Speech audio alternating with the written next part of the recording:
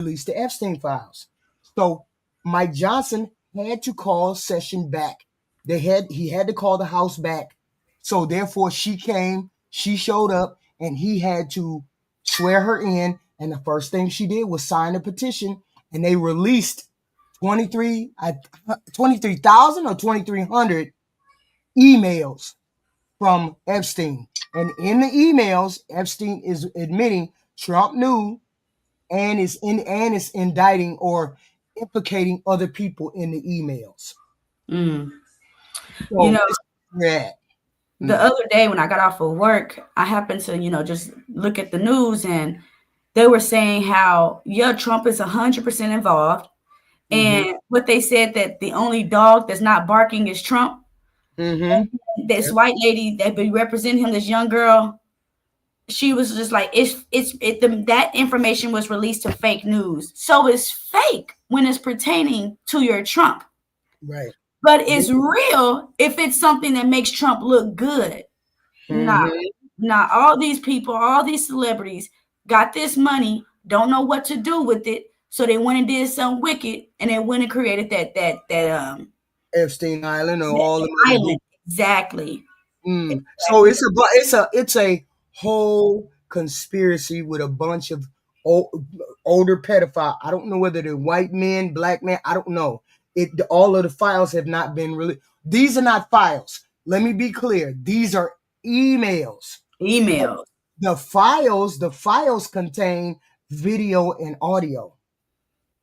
These are the emails. Okay, so the emails, if you think the emails is guilty, got bombshell shit in it, the video and the audio, those may be released next week.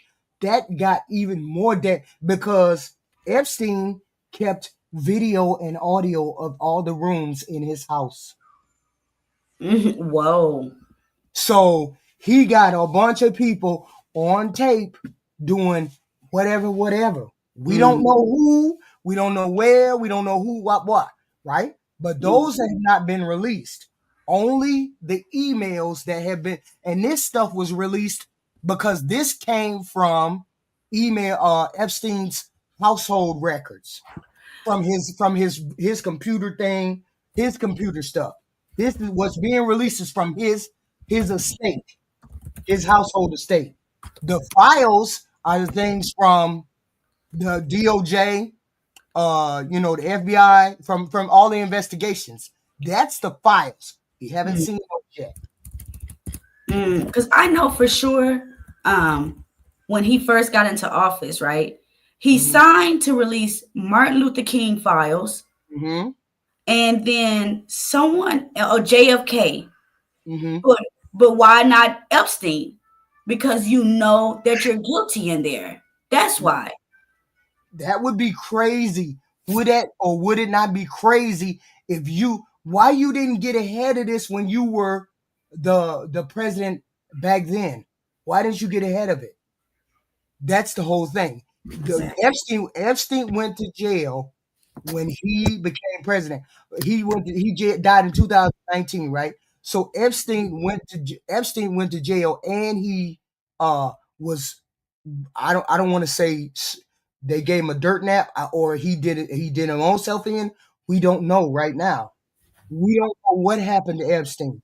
Now it's becoming more clear that Epstein, from the emails, is becoming more clear that Epstein knew a lot about Donald Trump and his household running, and the inner workings of Donald Trump's household. He knew a lot about Donald Trump, and Donald Trump knew a lot about him. So people keep saying, "Oh, we don't know. He doesn't really know." No, he's lying to the American public. That's what's happening. He's lying. So we're going to expose him. So every day we're gonna have a conversation. So for now, what has happened is the emails have been released. The emails from Epstein's estate have been released, not the files. We're waiting to get the files released. But my question is this: the Republicans, they got the petition. They got the petition going around in the House to get the files released. Now, the Republicans in the Senate have to vote to release the files. So it has to be both sides, the Republicans on the Senate and the Republicans in the House of Rep. House of Rep already done signed theirs. So But what does releasing these files going to do? Releasing the files are, they're going to prove. See, people don't believe the emails. People don't believe the emails. The whole point is this: are you going to be a protector of the pedophile, or are you going to be, are you going to stand on principle and do the right thing for the American people? That's the whole thing. To do this for the right thing for the American people is to release the. We're probably never going to see them. It's going to be the Republicans in House, and maybe some choice few people may see it. But they have to make the determination as to whether they're going to keep him as their president or impeach him or make him leave. Now, see, look, check this out, HQ. Mm-hmm. When these files are released, Trump supporters are going to continue to support him. Why? Because they are really a representation. He is a representation of them. All of these people that is voting for Trump, voting for him because he represents him. So when these things are released, they're really afraid of themselves being shown. See, one thing about Trump is that the racism grew rapidly once he got in office, because his real support, the real racist people was able to come out and say, yeah, this is our guy. He represents us. He represents everything we feel. So let's go for him. When these files and emails show that Trump is a pedo, come on, man. Why wouldn't he be? This with as much rich and wealth that Trump has and always have had, there's only evil that comes along with that. So when all this stuff is released about their Lord and Savior Trump, it's just really going to show who these people really are that voted for him. And all the people in the comments are saying that you're lying, you're not telling the truth. It's because we're really exposing y'all. That's what it's really exposing, the true so-called Americans, that most Americans are racist and pedophiles. See, the thing is, Tierney, they knew he wasn't shit when they voted for him. They just didn't want to vote for Pamela. They just didn't want to vote for a woman, or they just didn't want to vote for the trans area or the pedophile or whatever. It was some reason why they didn't want to vote for her, even though he had a worse record than that black woman. He had a worse record. Now here, once he gets exposed for this is a better case scenario. He may or may not be a pedo. We don't know until the files are released, right? But the thing is, he knew about it though. He knew about it because it says it in these emails that just got released. It says that he knew about what Epstein was doing. So does that make you just as guilty as Epstein? Because you knew, and the women were being recruited from Mar-a-Lago. Yep. Trump's house. Don't that make you just as worse as him? 100%. It up. 100%. They were friends. Right. They were friends. I'm not hanging around company that I can't relate to. Thank you. They were friends. Yeah, and I don't want to be doing the stuff that you're doing, and I'm gonna tell you I'm not doing it, and you got to get lost because I'm not doing it with you, right?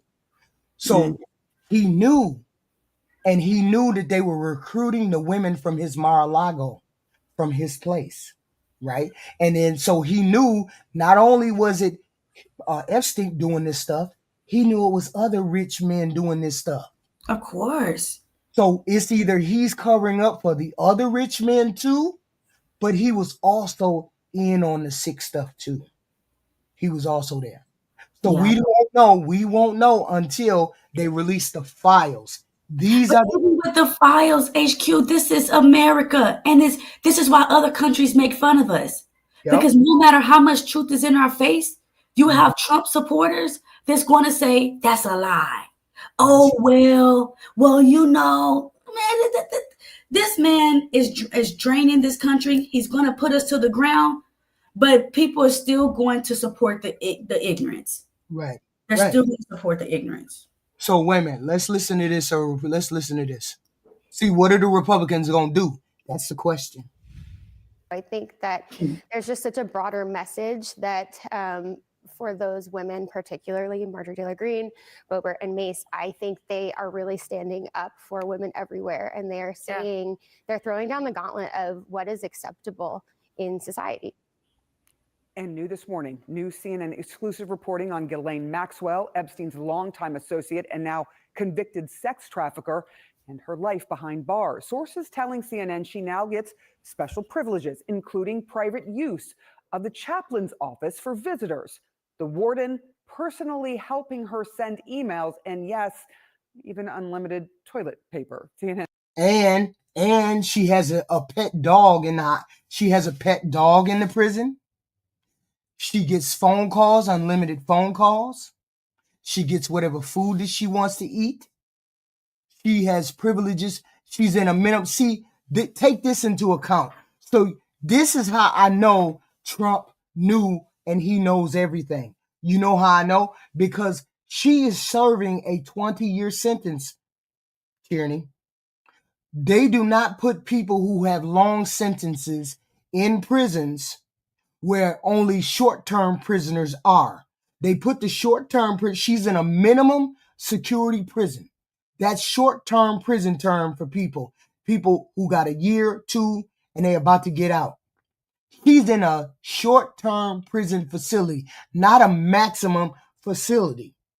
So she's getting good treatment. She has an animal in there. She feeds him. She can talk on the phone, get on the internet, do whatever she wants to do. She's just locked behind bars. You hear me, Tierney? Exactly. Mm-hmm. That's crazy, right? Yes, and if we're letting Trump get away with this, or we're giving Maxwell certain prison privileges, then what the hell is P. Diddy in jail for? Let's just be honest. What the hell is this man in prison for if he was doing the same thing as Epstein and Trump and Maxwell? They all were having parties and doing all of that stuff together. They were doing that stuff together. Trump wants P. Diddy to pay more money to get out of. He said it. He said he don't have enough money for pardon, which means Trump is paying for pardons. He is paying for play. That is what is going on with Donald Trump. He wants P. Diddy to pay more. That's all. And then P. Diddy would be able to get out of jail because they were all doing the same thing. All of them doing the same thing. Let's finish listening. And okay. Elena Treen is at the White House with the very latest on this morning. What are you learning?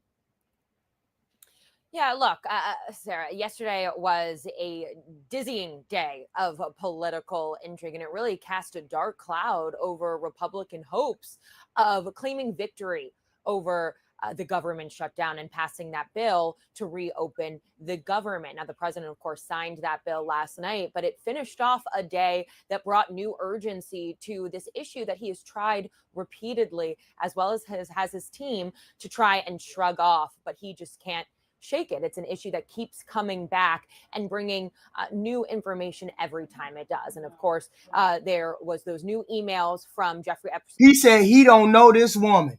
This is what Trump tried to pretend like they wasn't good friends. Look at this picture. Just a liar. You can't tell me they do that swapping shit. You know what I'm saying? They do that swapping shit. So you can't tell me they wasn't doing the swapping shit. But they looked like they was doing this crazy shit right here. And they were doing all that wild shit together, including P. Diddy. Private estate over the last 15 years that mentioned the president by name. And ever since then, ever since those were released, the White House has really been in damage control mode. And my colleagues and I broke yesterday that part of that was... Here's a goofy thing I can't get past. I've been thinking about this. I thought about this a while back. Ain't that his girlfriend? That's his girlfriend, right? Bring Congresswoman Lauren Boebert, one of the people who ultimately did join that petition, bringing her to the White House. How is it that she bringing little girls for him to sleep with? You said how she bringing what? Little girls to sleep with. Hey, because sometimes them women be involved in it too. That's crazy. They must have been doing things too, but we ain't talked about that, now have we? Ain't that the president? Ain't that the first lady standing right next to Trump? Ain't that the first lady right there? Yes, it is. So you telling me the first lady didn't know what was going on? She was right there along with And him. not just coming to the White House, but bringing her to the Situation Room. Yeah, look what that email said. One of the emails said that. I know how dirty Donald is.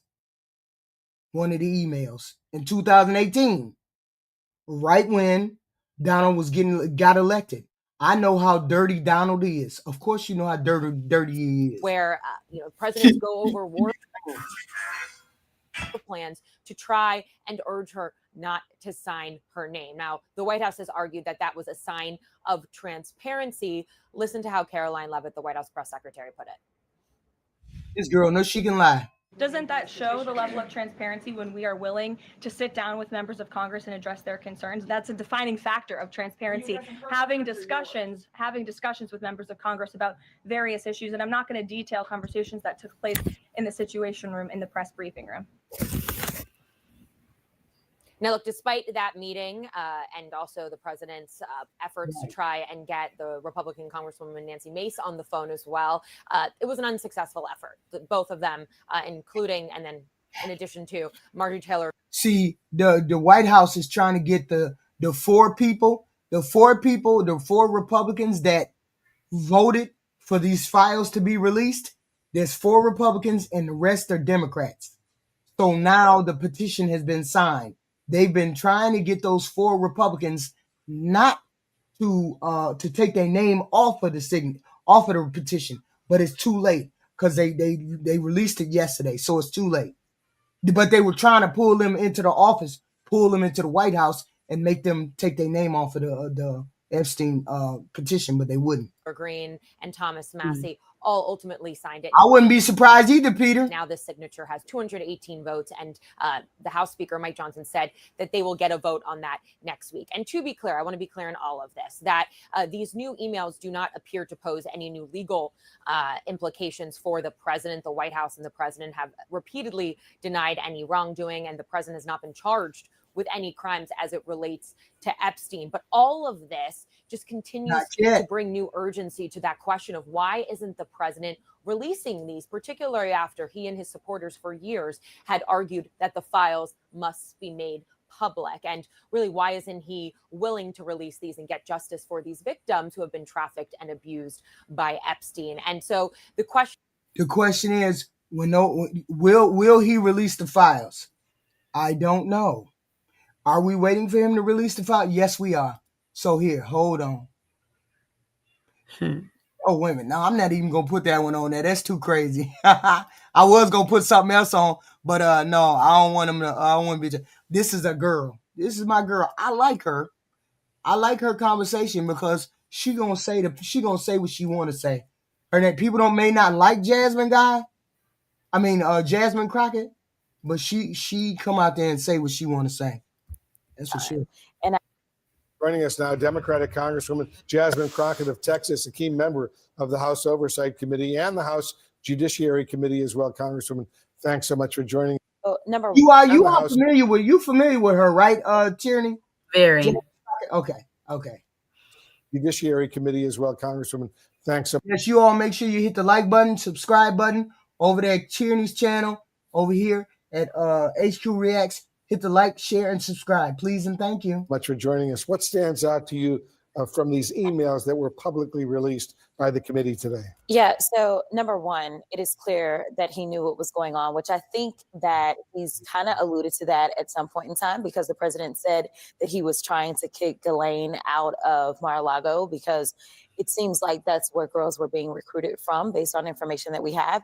But more importantly is that he was having conversation, he being Jeffrey Epstein, with Michael Wolff, who is writing this book or trying to put together this book. And in real time, as Trump is running for his first presidential run, we hear or we see that he made it clear that he believes that he has leverage over Trump.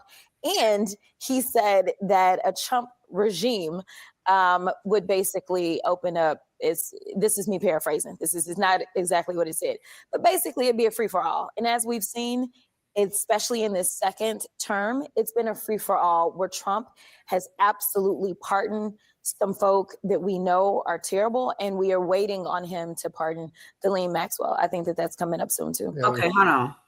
Okay. There you So go. my question that I was thinking to myself was, Mhm. why did they kill Epstein? We Then at- don't know. We don't know whether that's the truth. Allegedly. Say allegedly. It's in tyranny's world, okay.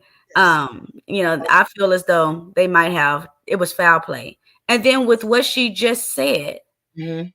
that if Trump was to become president, it would be a free for all. Do whatever you want. Do what thou wilt. It's just the whole of the law, says Aleister Crowley. So He had I Trump feel, Trump dead to rights.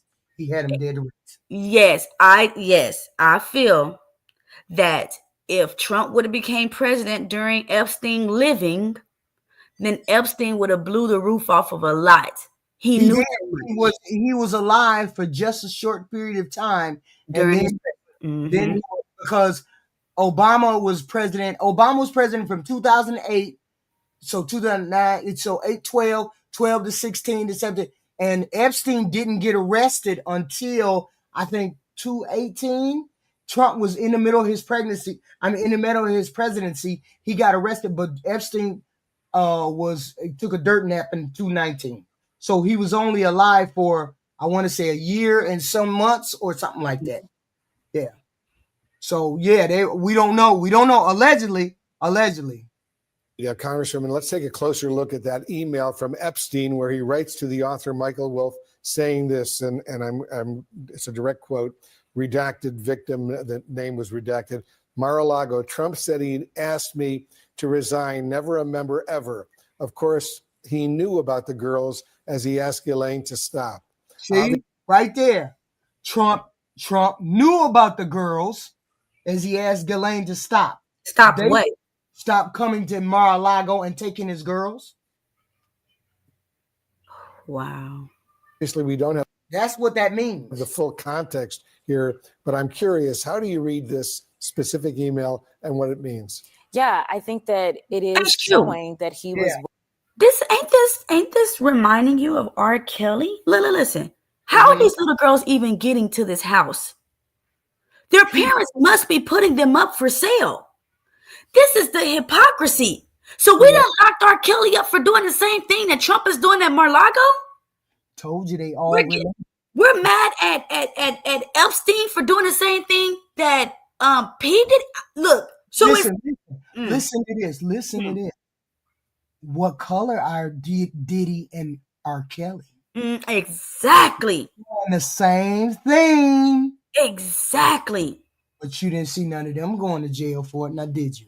Okay. We get the book thrown at us. They get news coverage and chances and a voting. Right. There you go. That's the whole point. There you go with that two-way street. One for black people, one for white people. Even this right here. Okay. well aware, and he was trying to cover his tracks at that point in time. And I think that that's what you saw from Jeffrey. Obviously, it'd be better if we could talk to Jeffrey today, but it was very interesting that ultimately Jeffrey Epstein died sitting in prison during Trump's administration. Right. We had on Representative Marlon Stutzman earlier. He's a Republican, and he tried to make the case that President Trump is the most investigated person in the world, and he has not been accused of any criminal wrongdoing here. What do you make of that? Listen, they will do and say anything to cover themselves. You know, I will admit that Donald Trump has been investigated more than the normal, but he just happens to be more corrupt and more criminal than any other president than we've had. I will point out he is the only president who has been convicted of 34 felony convictions that we've ever had in the Oval Office. So ain't that wild? Ain't that wild? See, here's the thing. This is my thought. Now this is becoming exposed. So are the Republicans going to go down as supporting a pedophile? Are they going to go down in the books as supporting a pedophile? Or are they going to go into his office and tell him to get the hell on? Because the two Republicans can do that. They can do that. Tell him to get the hell on. They're going to support their pedophile, and America is going to sweep it under the rug, and we're going to all forget about it next year. No, I'm hoping that we don't. I'm hoping we vote him out of office to impeach him next November. Who's the last president that we got impeached? No, it wasn't. It was Bill Clinton, but they And did the he got same. impeached for what? For Monica, I think it was Monica Lewinsky. Exactly. Wait. He got impeached for getting his pee-pee sucked. Yeah. But this They man, didn't want to go all the way and impeach. He got the same thing as he got once. They did it once to him. He got the same avenue as Trump did the first time. Trump got impeached in the House, but he didn't get convicted in the Senate. And then Bill Clinton got impeached in the House, but didn't getting convicted in the Senate. So they both went the same route of conviction. I mean, convicted in the House, but not in the Senate. So he will stay in office if he cannot get convicted in the Senate. This is what we're hoping. crazy. Yeah, and they still have it. He'll still have his job. That's wild. They gotta see. This is what the Republicans don't understand. You got the opportunity to get rid of him right now. You have the opportunity to get rid of him right now. But his money, he's so powerful. He's so powerful, they're afraid of him. So they literally have a dictator over them. They're if he finds out that one of them went against him, it's over. It's over for them. So good luck with us getting this man up out of the office, especially if we're depending on his party to do so. Yeah, but the thing is, we want the Republican Party to be right along with him to impeach him. We want them to vote to impeach him too. Yeah. We want him to get impeached by them too, not just the Democrats. I don't know how that's going to happen. While we don't know exactly what crimes he may or may not what? have committed. You said what? I said, I'll see you later. I got to get out of here. Okay, honey. Okay, come back if you want to. Okay. Okay, bye. Just think of it this way. If you know that you didn't do anything, then why is it that you would be twisting members of your own party's arms, trying to get them not to release it? This would be exonerating. If you know that you are free and clear, then why not say, you know what, release the files? In fact, he campaigned on releasing the files because he didn't realize that anything that he was involved in whatsoever was involved in the files. But let me tell you something. Another thing that was said in that other email. Okay, I'm sorry. I didn't look up. I knew it was something. I knew it wasn't Monica Lewinsky. Bill Clinton got impeached because he lied to I think he lied to the House of Representatives, or he lied to Congress, or he lied to somebody. And he was impeached for perjury, and he was impeached for obstruction of justice when they tried to find out about him doing the misleading statements and whatnot. He was impeached in the House, but he wasn't removed from office. But they may have, I don't know whether they tried him. They held a trial, but he was acquitted. Okay, so he lied on the earth about the affair with Monica Lewinsky, not because of Monica Lewinsky, but because he lied about the affair. Okay. That he had with Michael Wolff was he was talking about if he wants to basically play hardball, we will make mention of the fact that he really has been on the plane. And I don't remember if it mentioned the That's what I said. I said the same thing happened to Trump. Island. Let's actually put that email up just so our viewers can fully understand what it says. I just hope the control room can put this email up. It says, I think you should let him hang himself. And this is in response to a question of whether CNN would plan to ask Trump in a town hall about the relationship with Epstein. Epstein said, how do we craft an answer for him? And Michael Wolff says in this email, I think you should let him hang himself. If he says he hasn't been on the plane or to the House, then that gives you a valuable PR and political currency. You can hang him in a way that potentially generates a positive benefit for you. Or if it really looks like he could win, you could save him, generating a debt. Of course, it is possible that when asked, he'll say Jeffrey is a great guy and has gotten a raw deal and is a victim of political correctness. But the thing is, they're going to hang themselves. The Republicans are going to hang themselves. Otherwise, they're going to give Trump up. That's the whole point. The whole point is the fallout as to what the Republicans are going to do. But my overall take on it is the Republicans cannot go home. They cannot go home and sell this to the base. They have a base. Don't get me wrong. Regular Republicans have a base. They have a base of MAGA and regular Republican. But they also have regular base in which there's people like me that want an explanation as to why the senators are trying to not vote on it or trying to avoid the vote. So I was like, okay, I know they can't go home. They can't go home because of first of all, they couldn't go home because of the big, beautiful bill. The big, beautiful bill is what really burnt them up. But now you got this on top of the big, beautiful bill. You have this on top of the big, beautiful bill.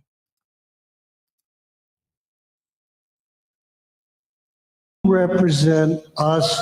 Southeast Wisconsin has not been represented by you. President Trump seems to run Southeast Wisconsin. What I see happening to our immigrant population embarrasses me, and you have not raised a voice to complain about it. Where do I see your leadership? I see no leadership. I see following Trump 100% of the time. What I view is the moral hazard created by the Biden administration by allowing the U.S.-Mexico border to remain insecure. And so, oh, that old big bill. This is their constituents. Their constituents are saying this is a big, beautiful garbage bill. The tried and true Bidenism ain't working. People booed him immediately. Immediately. You know, Republicans, y'all, I'm just telling you, I just can't go back home and start talking about Joe Biden. Right. Because there's been a whole lot of stuff that has happened since January 20th to this date that has moved, as we just in the first 3 quarters of this show, between Epstein and trade and economy, have moved the electorate in a way that, yeah, this is Wisconsin. This is the part of Wisconsin that's red, right? A little suburb of Milwaukee County. Thank you. So it has a lot. It has a lot. So you're not talking. You can't just play this off like, oh, these are paid Democrats showing up in my town hall. No, it's not. Mm-hmm. And even if it were, just to put that little crazy to bed, even if it were, you still represent them. So stop acting stupid and pretending that, well, you don't represent. When I became lieutenant governor, I swore the oath on the Bible, to the Constitution of the state and the country, to represent all Marylanders, not just the Republicans who elected me or the Democrats who didn't. This is not how it works. You have to represent everybody. So when you go home, baby, lock and load, get ready, because they're coming. They got a few words to say. They got a few words to say. Yes, they do. These people are not having it. They are not having it. You have to get ready because they mad. These people mad. They mad. Tonight, Wisconsin Congressman Brian Steele was booed during a town hall when he expressed support for the president's trade policies. Take a listen. I would like to know what dire economic circumstances put Trump in a position of throwing tariffs on over 190 countries. this really, at its core, needs to be an opportunity to make sure that other countries are treating the United States fairly. The United States. Well, they ain't trying to hear you. Well, and with this, they're not trying to hear any of that. They ain't trying to hear nothing you got to say. Every town hall he go to, he get booed. Every town hall they go to, they get booed. What's going on? As he tries to sell his constituents on President Trump's agenda. The Nebraska Republican getting an earful for his support of Trump's massive tax and spending bill. There's been a lot of misinformation out there about the bill. Flood attempting to walk the audience through the health care provisions in the bill, but the crowd interrupting and jeering him. I can tell you, we're going to see an influx of money into Nebraska hospitals. One constituent calling for calm. I implore you to be quiet so that we can hear his responses. Remember, Mike's coming up for a re-election, And we'd really like to know what his responses are. The bill, the cornerstone of Trump's agenda, is projected to cause more than 10 million Americans to lose their health care coverage over the next decade due to its cuts to Medicaid. If you choose not to work, you do not get free health care. You do not get free health care. A new analysis by the nonpartisan Congressional Budget Office now estimates the legislation will add more than $4 trillion to the national debt over the next decade, up from the previous estimate of $3.4 trillion. The increase due in part to the roughly $4 trillion in tax cuts, mostly for the wealthiest Americans, included in the final bill. These people ain't trying to hear that. And this ain't just Democrats that are mad because of this bill. This is Republicans mad at this bill. Medicare, that's the problem with you, Highlander. You can't see beyond your nose. That's the problem.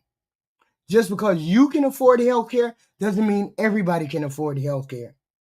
There's plenty of people who cannot work, elderly people, disabled people, veterans, and all of that who cannot afford health care.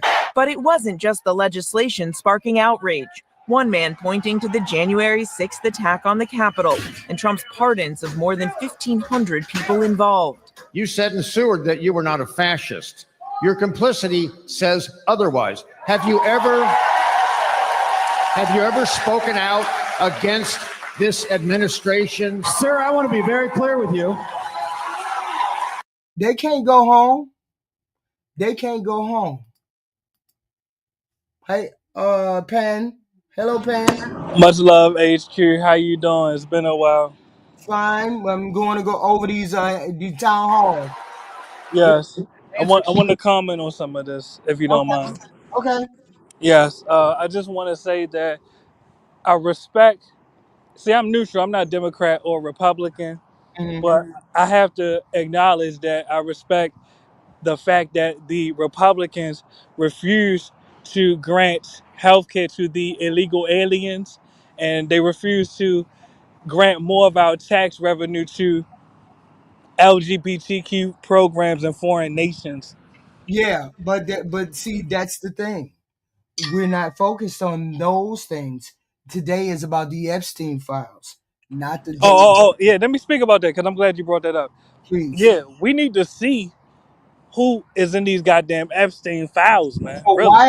why do we have people in the chat saying y'all need to mind y'all business? Y'all don't need to worry about what's in the files. Now I don't know who said that.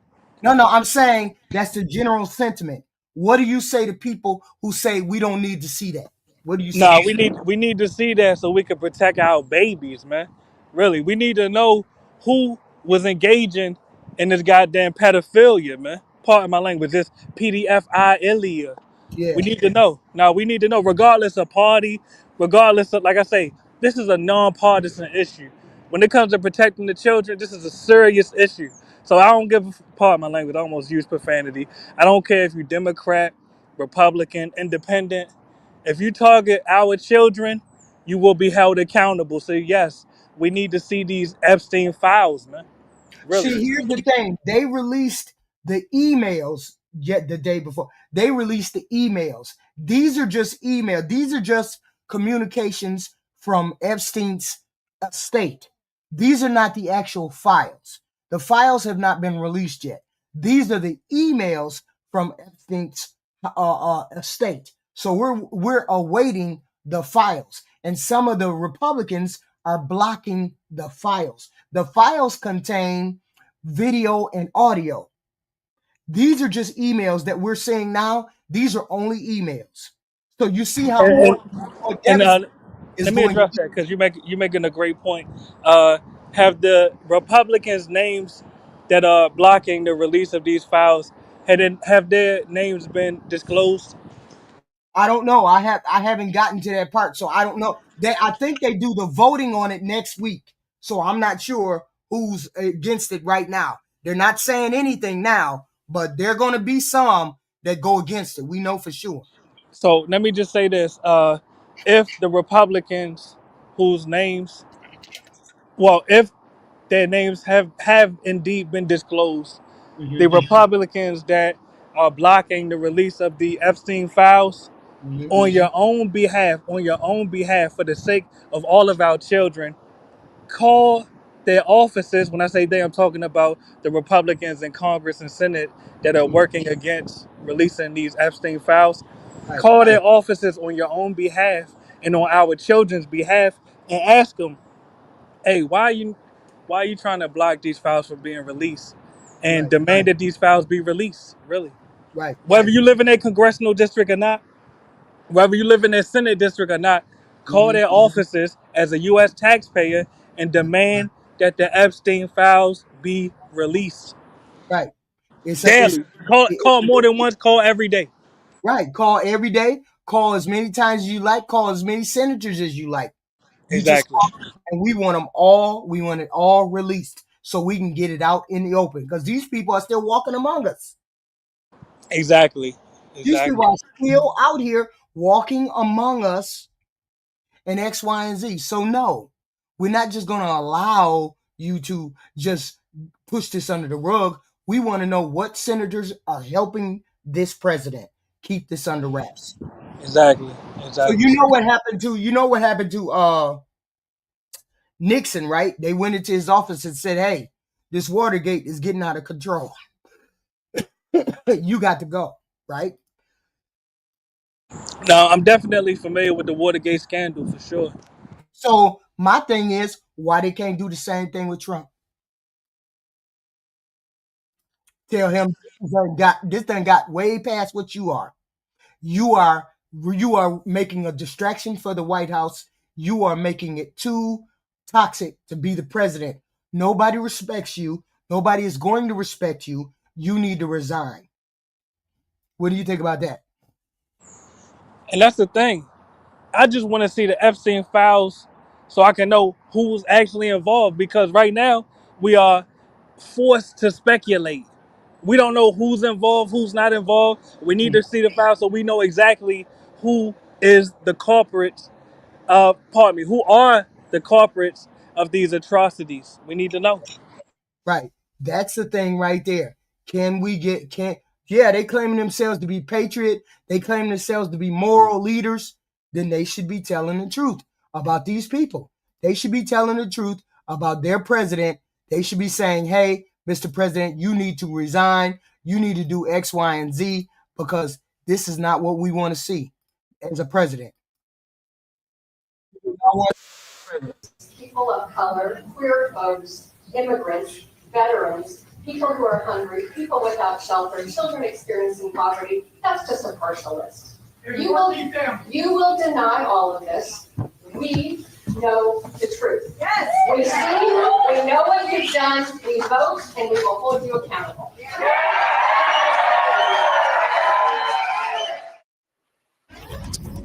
Hi again, everyone. It's 5 o'clock in the East. Accountability, a critical aspect of American democracy.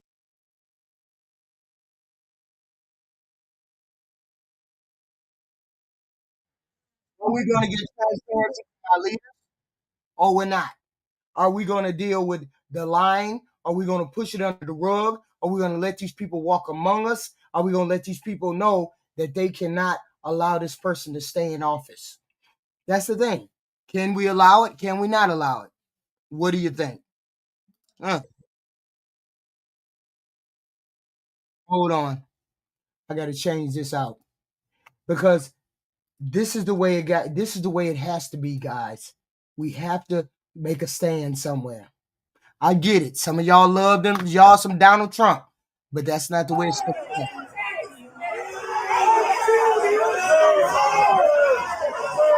The top Republican congresswoman basically booed off the stage. That's in her own district, so she won enough votes as a Republican, but apparently is having trouble holding on to support. That was a very real illustration. There were protesters, signs calling her a sellout to Trump, and people saying she needs to go away. Well, Elise has not shown up in our district in months and months. She won't hold a town hall. She won't take questions. She's never at her office. I don't think this is about Democrats versus Republicans or anything. We're all represented by Stefanik.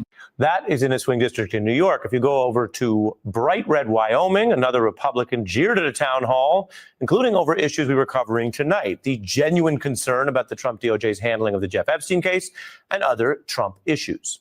Do you support the release of those files? I support, it's up to the courts to decide. It is up to the courts to decide. Thank you. It's up to the courts to decide. Yes, ma'am. Thank you. These are in areas that Republicans won, to say nothing of more broad swing districts where they were close or lost last cycle, or the rest of the country. And these are only the districts where people are holding town halls, the majority of Republicans avoiding them.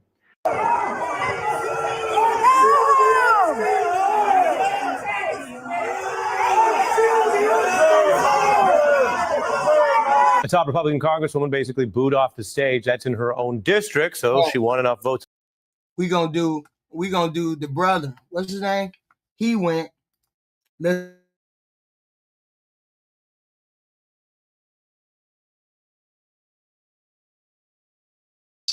Going to a town hall in Lee County, Florida. This is a very red district. But what's also fascinating about this is that according to Nikki Fried, she's the chairwoman of the Florida Dems, 700 people in this auditorium, or at least there was room for 700 people. To be eligible to get into this room, you had to be a resident of the district.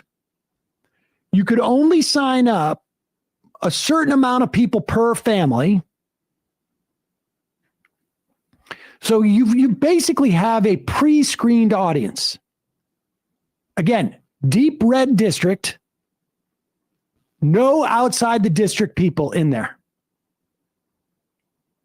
And apparently Byron Donalds was not anticipating that his voters are a little angry with him.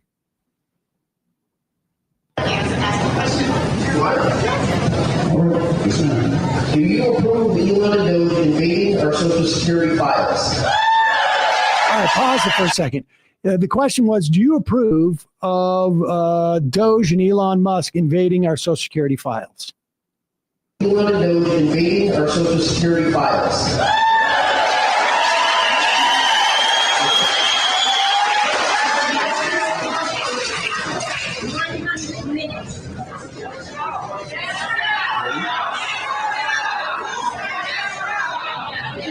Elon Musk and Doge have been authorized by the President of the United States.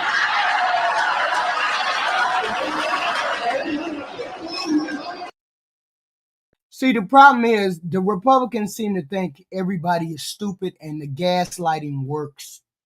They think the gaslighting works on us liberals. The gaslighting don't work on us liberals. And when you talk in front of the camera, we know that you're lying when you're talking in front of the camera. Are you ready? You ready to know how to do it? The previous person, President Biden. So you don't need to hear the full story. You don't need the full story. Allow me to educate and bring you the full story. They're not listening to the thing he got to say. But that's their problem. That is what they did. This is the baby. This is the monster that you screwed the legs on and then decided that this is what you were going to share with the world.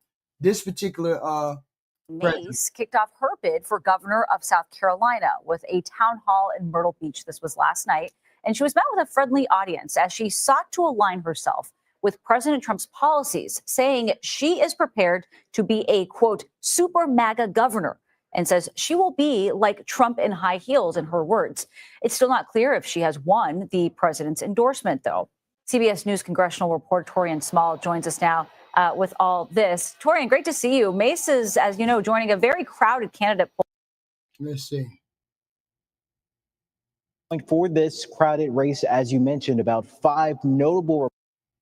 So she kicked off her campaign. Let's see. Staunch defender of the president's personality over allegations, like she brought up ABC anchor George Stephanopoulos. That's the problem.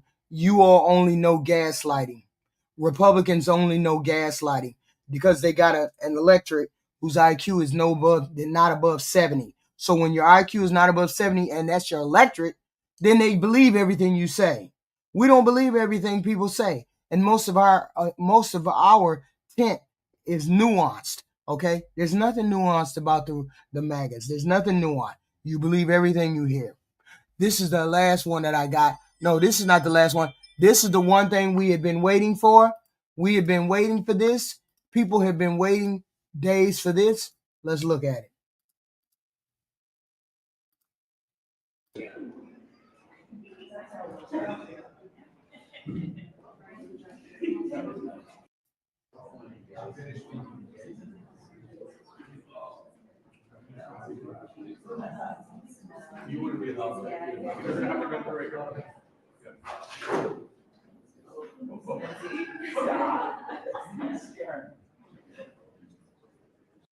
If the Republicans, Senate Republicans, and the regular House Republicans, if they follow Donald Trump down this rabbit hole, if they follow him down this rabbit hole, the Senate Republicans and the House Republicans are going to lose bad.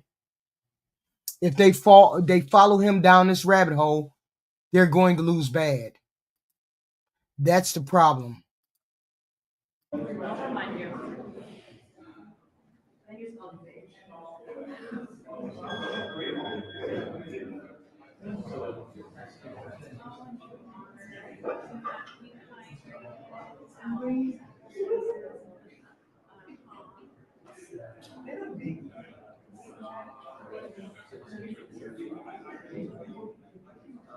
So what we're waiting for right now is the young lady to be sworn in.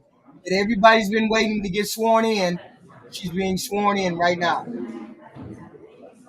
Adelita Grimaldi. She's the lady that she's the lady they have been waiting for to sign in. Okay? Because she's the one, she was the final 218th signature on the release of the Epstein files. That's what she is. Okay? She's the one, this lady who's getting sworn in right now. Mike Johnson has been trying to hide from this lady since the beginning of her winning the election. If the Republican Senate and the Republican Democrats, Republican House follow Donald Trump down this rabbit hole, they're going to lose badly in the midterms. And we might take the Senate and we might take the House. All of it is in play now because if you stand behind a pedophile, you're going to go lose your seat. This young lady right here has been waiting 40 plus days to be sworn in. He should have sworn her in within a week, but he tried to hold it off because he knew she was going to sign the Epstein files petition. And the minute she did this, she went right into the other room and signed the other petition. Oh, everybody cares, Fred. I'm sorry. You might not care, but everybody else cares.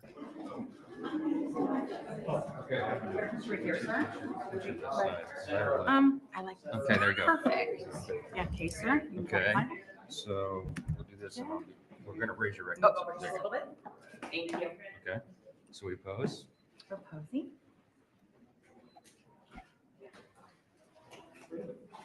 Okay, Handshake. handshake. Yeah.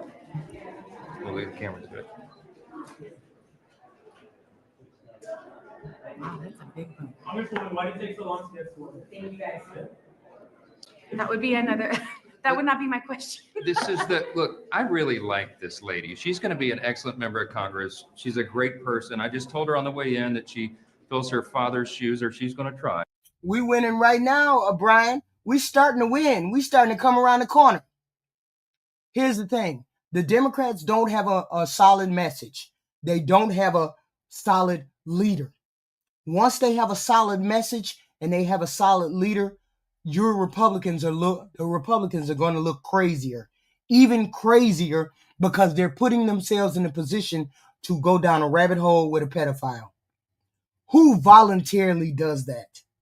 Nobody voluntarily does that except you Republicans, because you all follow each other, because you're zombies. No one can. No one can. He was a giant around here, served a long time, served his state very well.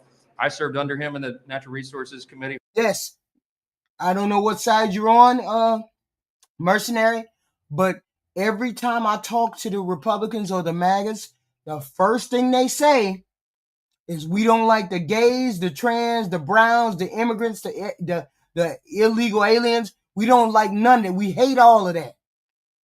Nobody wants to hate stuff anymore. We want to love our country, move our country forward. Stop talking about stuff that it makes you seem hateful. The MAGAs come over here and they do spew hate. I hate the gays. I hate the trans. I don't want nobody in my bathroom. The immigration. Get those people out of my country. X, Y, and Z. That's the problem. Nobody wants to hear those messages anymore. They want to hear positive messages. Okay. Yes, they will find a leader in midterm. It'll be Gavin Newsom, and we will stand behind him like we glued his ass. For a while and admired the way he did the work. He was tenacious. So she has a proud family legacy, and we're delighted to have her here. She may not agree with. Fred, your people came into my chat and called me a demon. Stop it. Didn't even know me. Stop it. Lisa, I didn't call. You're focusing yourselves on one person. At least with the MAGAs, I focused on all of y'all. Y'all came in here and focused on me and called me a demon. With me, but we follow the custom of the House on the timetable, and we've had a little, as we say in the details, some intense fellowship about that. Yes. Okay, but she's here now, and I promised that we would have her the oath administered before we began legislative business. Please do not make death threats in the comment section. We have ideological differences. We have political differences. Okay, we have political differences. That's it. Don't come in here and make personal threats. That's not how that works. Nobody is supposed to be making personal threats in this chat. Okay? That's the only person that's going to stand. If we get a different person, we'll stand behind that different person. But for now, Newsom seems to be the person that wants to stand out there in the front. So she hasn't missed a vote, and we're delighted you're here. So anything I can do to help you, as I do all members, happy to get you acclimated and do everything. But you know more than most because your dad was here for a long time. The beauty of Democrats is we think of the good. We think of the collective good. We don't think of just doing things for the right or doing things for the left like this president does, or doing things for ourselves. Gavin Newsom may not like him for the state of California, but he may be good for the country overall. We don't know. But we do know that Donald Trump and the Republicans are not doing any good for the regular American people. We do know that. I visited. Yes. I never did this job. So this is brand spanking new. So Right. I will take the offer of help. Congratulations. Thank you. Thanks a lot. Thank you. you. I gave it during. Thank you. No, we didn't. It was those are right-leaning guys. Stop it. Right-leaning individuals.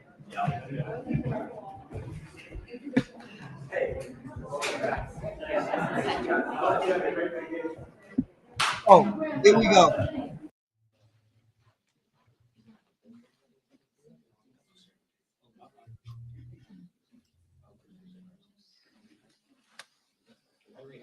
So this is the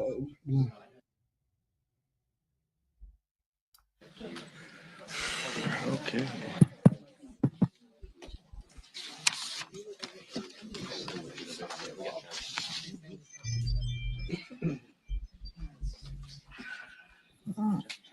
Okay.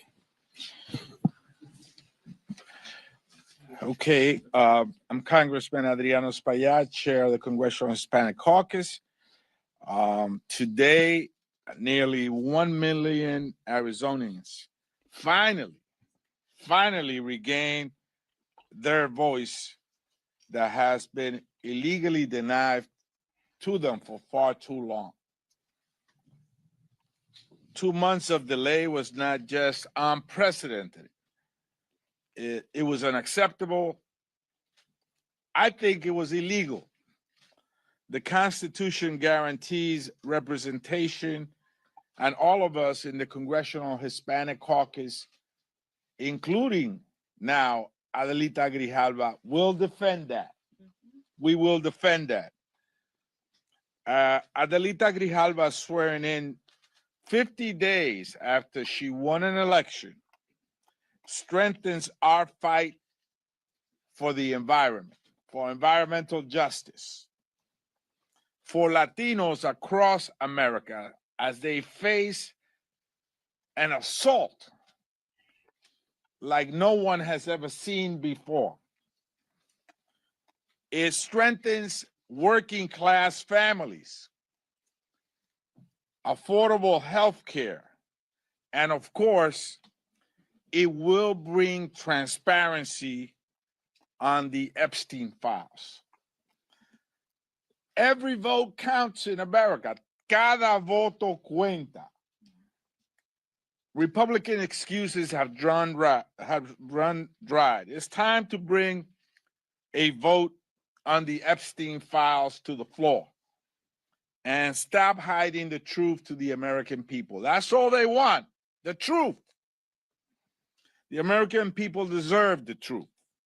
With this vote, we are closer and even will hold those in power accountable that are hiding from the American people. The era of obstructionism and secrecy ends today. And it ends with a name, Adelita Grijalva. And we will not rest until justice prevails. With that, I want to quiero presentar the Democratic Caucus Chair, Pete Aguilar. Thank you. Thank you, Chairman Espaillat. It's an honor to be with my Congressional Hispanic colleagues, as well as members of the Democratic Caucus, and to welcome Adelita Grijalva to our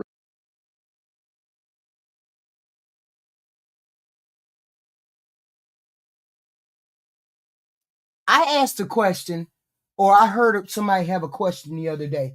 Why is it that you black people keep going to the Democratic Party, the Democratic plantation? Why do you Hispanic people keep going to the Democratic plantation? It's because we have representation over in the Democratic Party.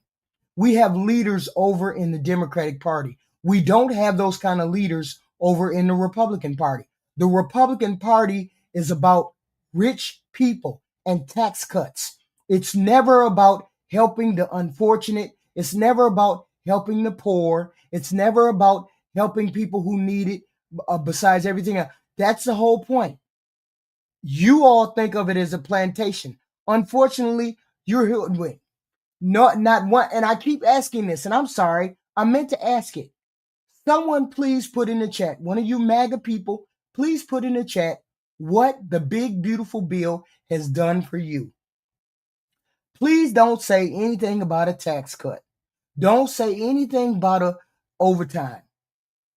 Taxes on an overtime only apply if you do itemized deductions on your taxes. It's not money in your pocket like that.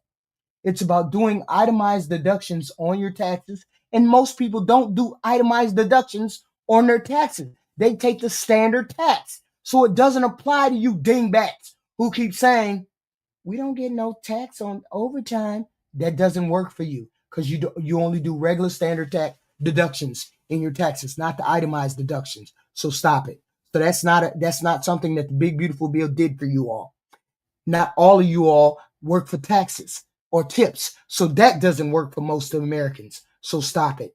And the reason why Mexican Americans, Black Americans, Hispanic Americans, everybody finds a home in the Democratic Party because we have representation over there. Right now, the Republican Party made it very plain that they don't want they don't want Hispanic people over there. They made it very plain that they did not want Black people over there. I know what the bill did. The bill did for regular, everyday, ordinary people. Tax on tips, tax on overtime. And I just explained to you, only a portion of the electric gets taxed on tips. Have tips. So that's not for everybody. And then everybody does overtime. The overtime is only based on the standard. It's only based on itemized deductions on your taxes and not your standard. And most people take the standard deduction. So that don't mean jack shit. Okay. So this is why we over here in the Democratic plantation. You can call it plantation all you want to, but the Democrats have did everything for this country and most immigrants and most blacks and Latinos. The only thing Republicans have done is pass tax tips, and that means nothing to the most everyday average Americans. Tax tips, if you don't make enough money, it's not enough money to care. Even if you were to save any money on save money on tips or save money on getting a tax cut, the food is rising so high that the tips or the money that you save on the taxes or tips or overtime don't mean jack shit. Okay, we love America just like everybody else. The Republican tent just said that we don't want no black and Hispanic people in there. That's what y'all done said all this summer. We black people, y'all don't want no black people and no Hispanic people in y'all tent. Y'all made that very clear. Republican Party has made that very clear. Okay, made it very clear. Ranks. Let's be clear. This moment should have happened 2 months ago. But Speaker Johnson and Republican leadership. Only 18% of us are poor, Cole Olds. Get your facts straight. Stop saying dumb shit. Only 18% of black people are poor and need help on food stamps if they get it. So that right there is a lie. How many people white that need handouts? 37%. White people depend on government handouts. 18% of black people. Stop it. Seem to use their special election to set a new record. The longest time a member of elect has had to wait to be sworn in. There is no justification to deny Arizonans of their representation, and Speaker Johnson literally twisted himself into knots trying to explain it. But we all know the real reason. Donald Trump and Republican leadership are hell-bent on keeping the Epstein files hidden from the American people. As Leader Jeffries says, they're running a pedophile protection program. Today, the House Oversight Committee obtained more damning emails from Jeffrey Epstein's estate that raised serious questions about Donald Trump's involvement in Mr. Epstein's crimes. As recently as today, the White House was trying to switch GOP votes on the petition to continue these cover-up efforts.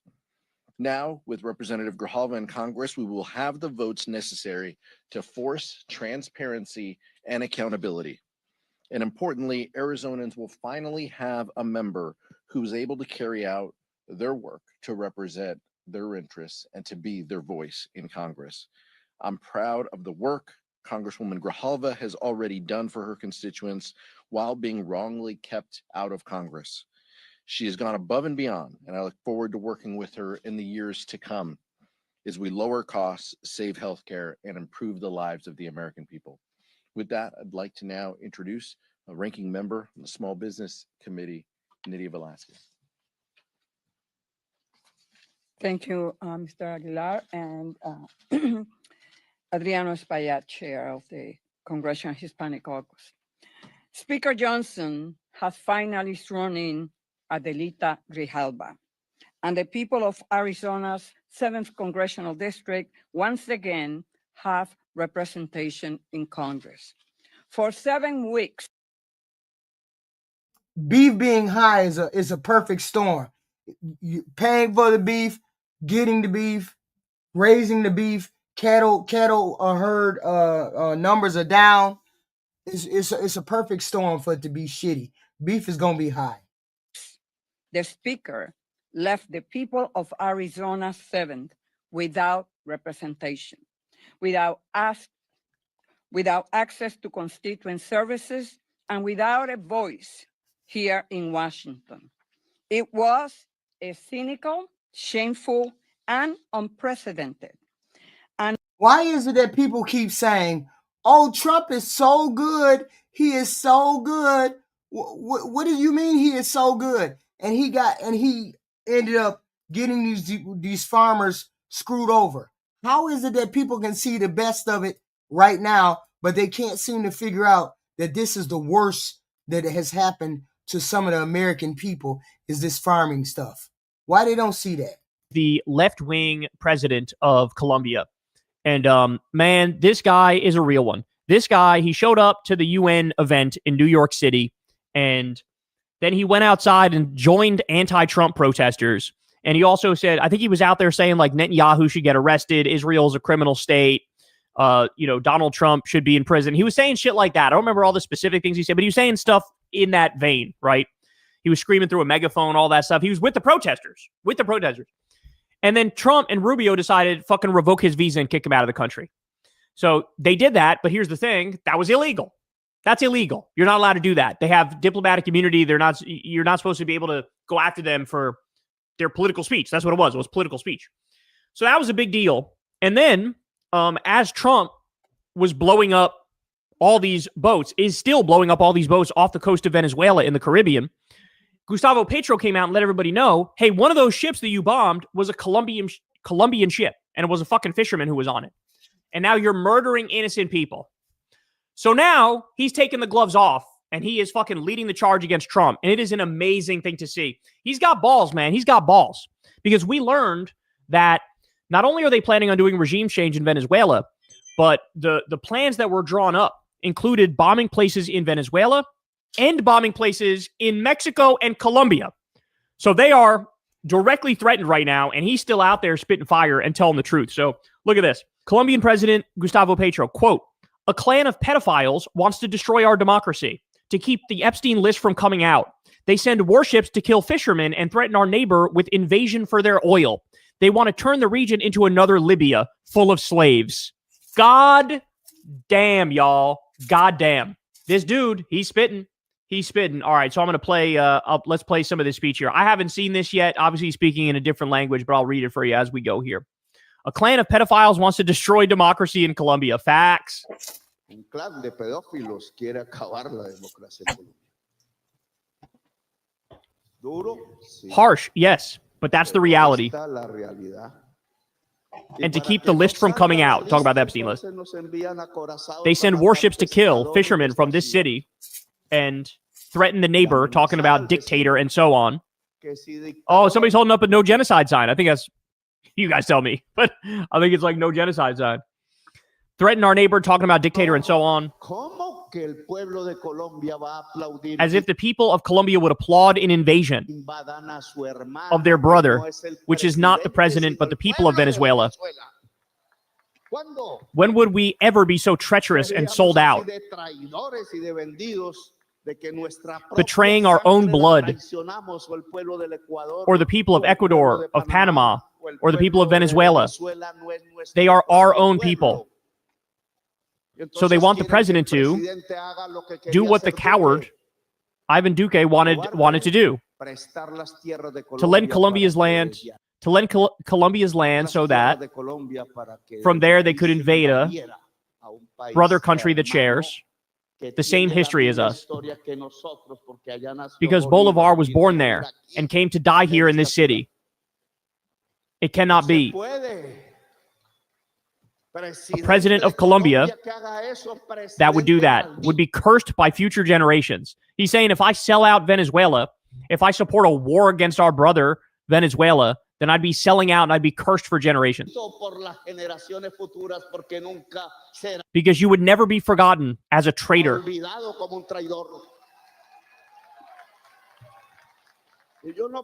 I do not belong to those who wanted to kill Bolivar. The government of Venezuela has made many criticisms, but I do not mock the people of Venezuela, nor would I set a trap for the people of Venezuela to fall into that trap of an invasion that is only about their oil. He's spitting, bro. He's spitting. That's exactly right. We have literal video of Trump saying it in 2023. They tried to do a coup of Venezuela in his first term, and he said, I would have taken the oil. I would have taken the oil. Now they're plotting their regime change. What do you think's at the core of it? It's their mineral wealth. It's their oil wealth. He wants to put a puppet government in there to serve U.S. billionaire and corporate interests. And he wants his war criminal buddy, Eric Prince, to occupy a new country because he's no longer occupying the Middle East. That guy's the head of what was formerly Blackwater, which is just a mercenary army that murders innocent people, into the trap of an invasion that is only about their oil, greed, and violence, driven by greed and violence, to turn this beautiful corner of South America into another Syria, another Iraq, another Libya full of slaves, slave trading and new forms of slavery. Epstein's list, his friends, those who don't want the list to be published in the United States, they want to use us here with violence so that the people of the United States don't think about their own government, but instead get consumed by xenophobia, racism, ideas of racial superiority, and other false beliefs. And they use us to avoid addressing their own problems. And that's the problem. They love to stir up hate between the people here and the regular, everyday, ordinary American citizens. They want us to be at each other's throat. They don't want us to see what they doing. That's the thing. Here's my girls.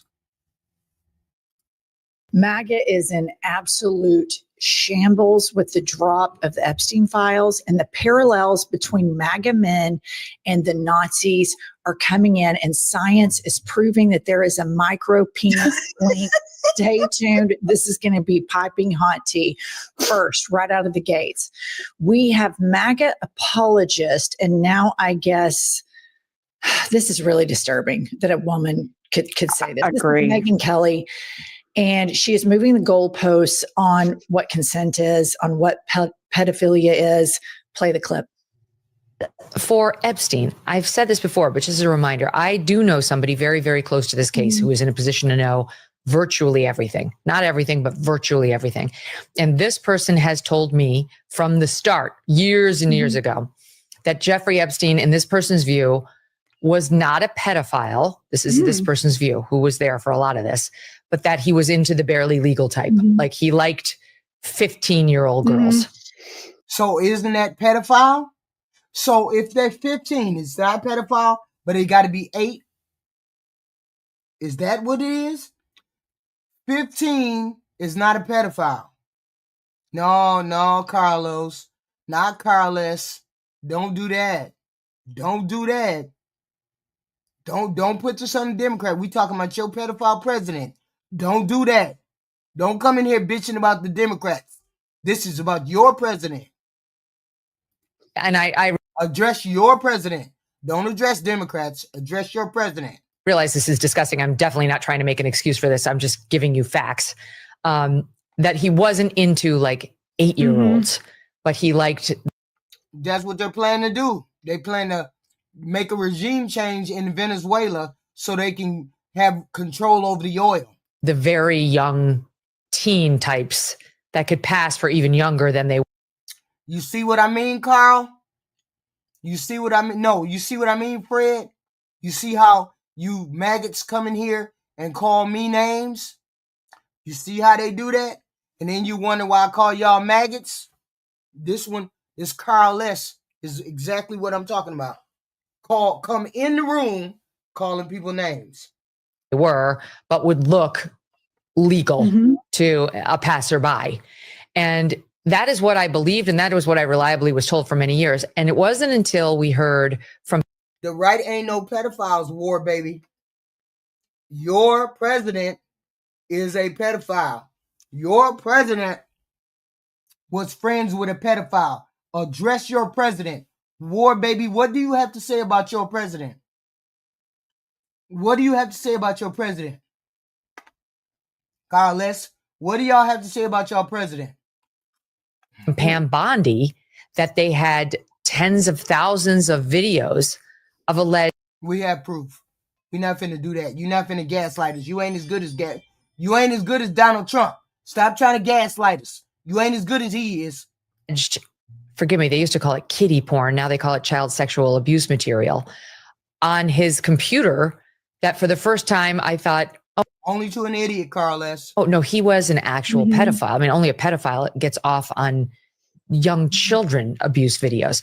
She's never clarified it. I don't know whether it's true. I have to be honest. I don't really trust Pam Bondi's word on the Epstein matters anymore. Yeah. So, okay.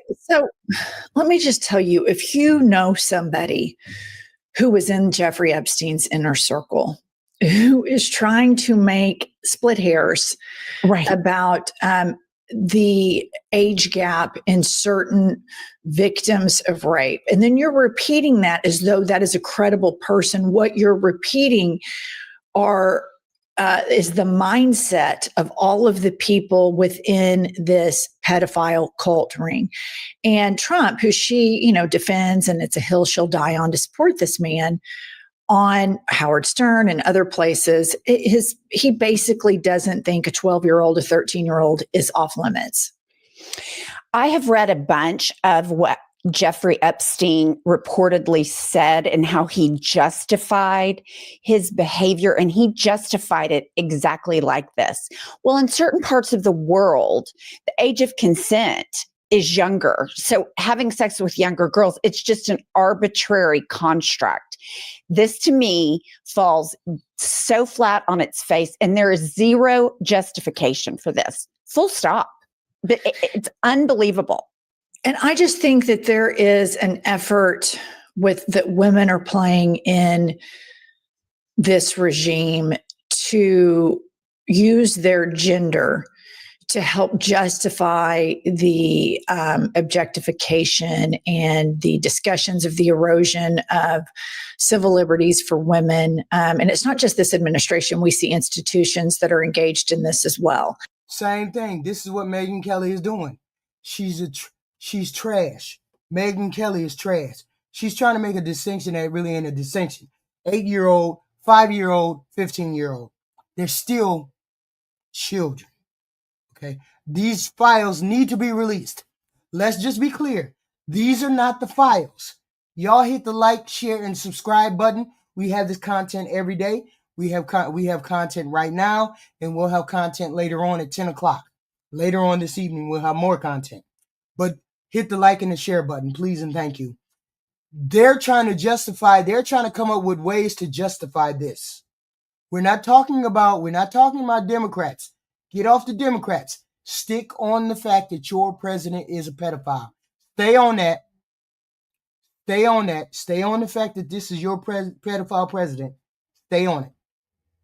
Stay on that. Don't get up off of that. We ain't talking about nothing else but your president. This is all Trump.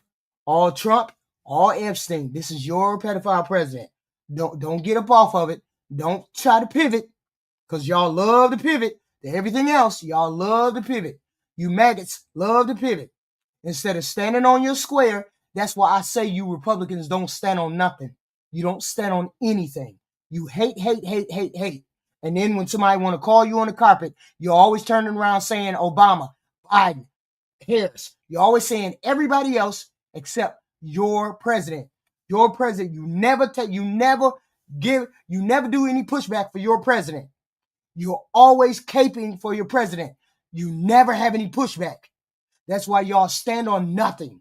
Because the minute you run in the room, it's name calling and it's we hate gays, we hate trans, we don't want nobody in the bathroom with us. We don't want no gay people having surgery. We don't want to have no legal immigrants. We don't want no immigrant people here. We don't know no pedophiles here.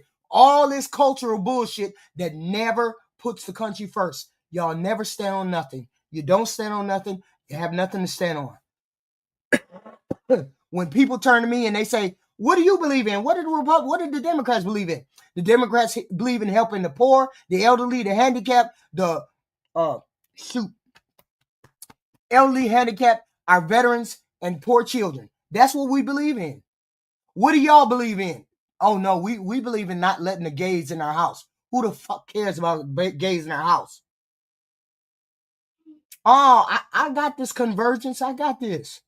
They don't bother me. These ain't nothing but maggots. These are zombies. Zombies who are circling the drain. They're circling the drain because they have nothing to stand on. They cannot defend this. They cannot defend this president who is a pedophile. They cannot defend anybody. They cannot defend Republicans standing there and covering for this president. They cannot do that. So therefore, they come in the chat and they only have words of negativity. We hate the gays, the trans, the blacks, the whites, the browns, immigration reform. We hate all that. Hate. They always have hate. They don't have nothing else. That's why they don't stand on nothing, and that's why everybody is looking at them like, y'all don't got shit over there, do y'all? Except tax cuts, and tax on overtime. Y'all ain't got shit over there, huh? And then they can't hold their leaders accountable. That's the main point, that they cannot ever hold their leaders accountable. They always over here talking about Biden, Hunter laptop, Kamala ain't got no brain, Biden is the worst president ever, but don't have nothing to say about their president who done got us into 3, 4, 5, 6, 7 wars, who in the Epstein files, who passed a tax cut bill that didn't give the poor people jack shit. He just shitted on the poor people. He just got out of an interview saying Americans is dumb. And that's why he inviting 600,000 or 60,000 or whatever immigrants, Chinese immigrants over here, because Americans are dumb. Man, and they over here caping for a president who don't give a damn about their poor ass. That's the problem.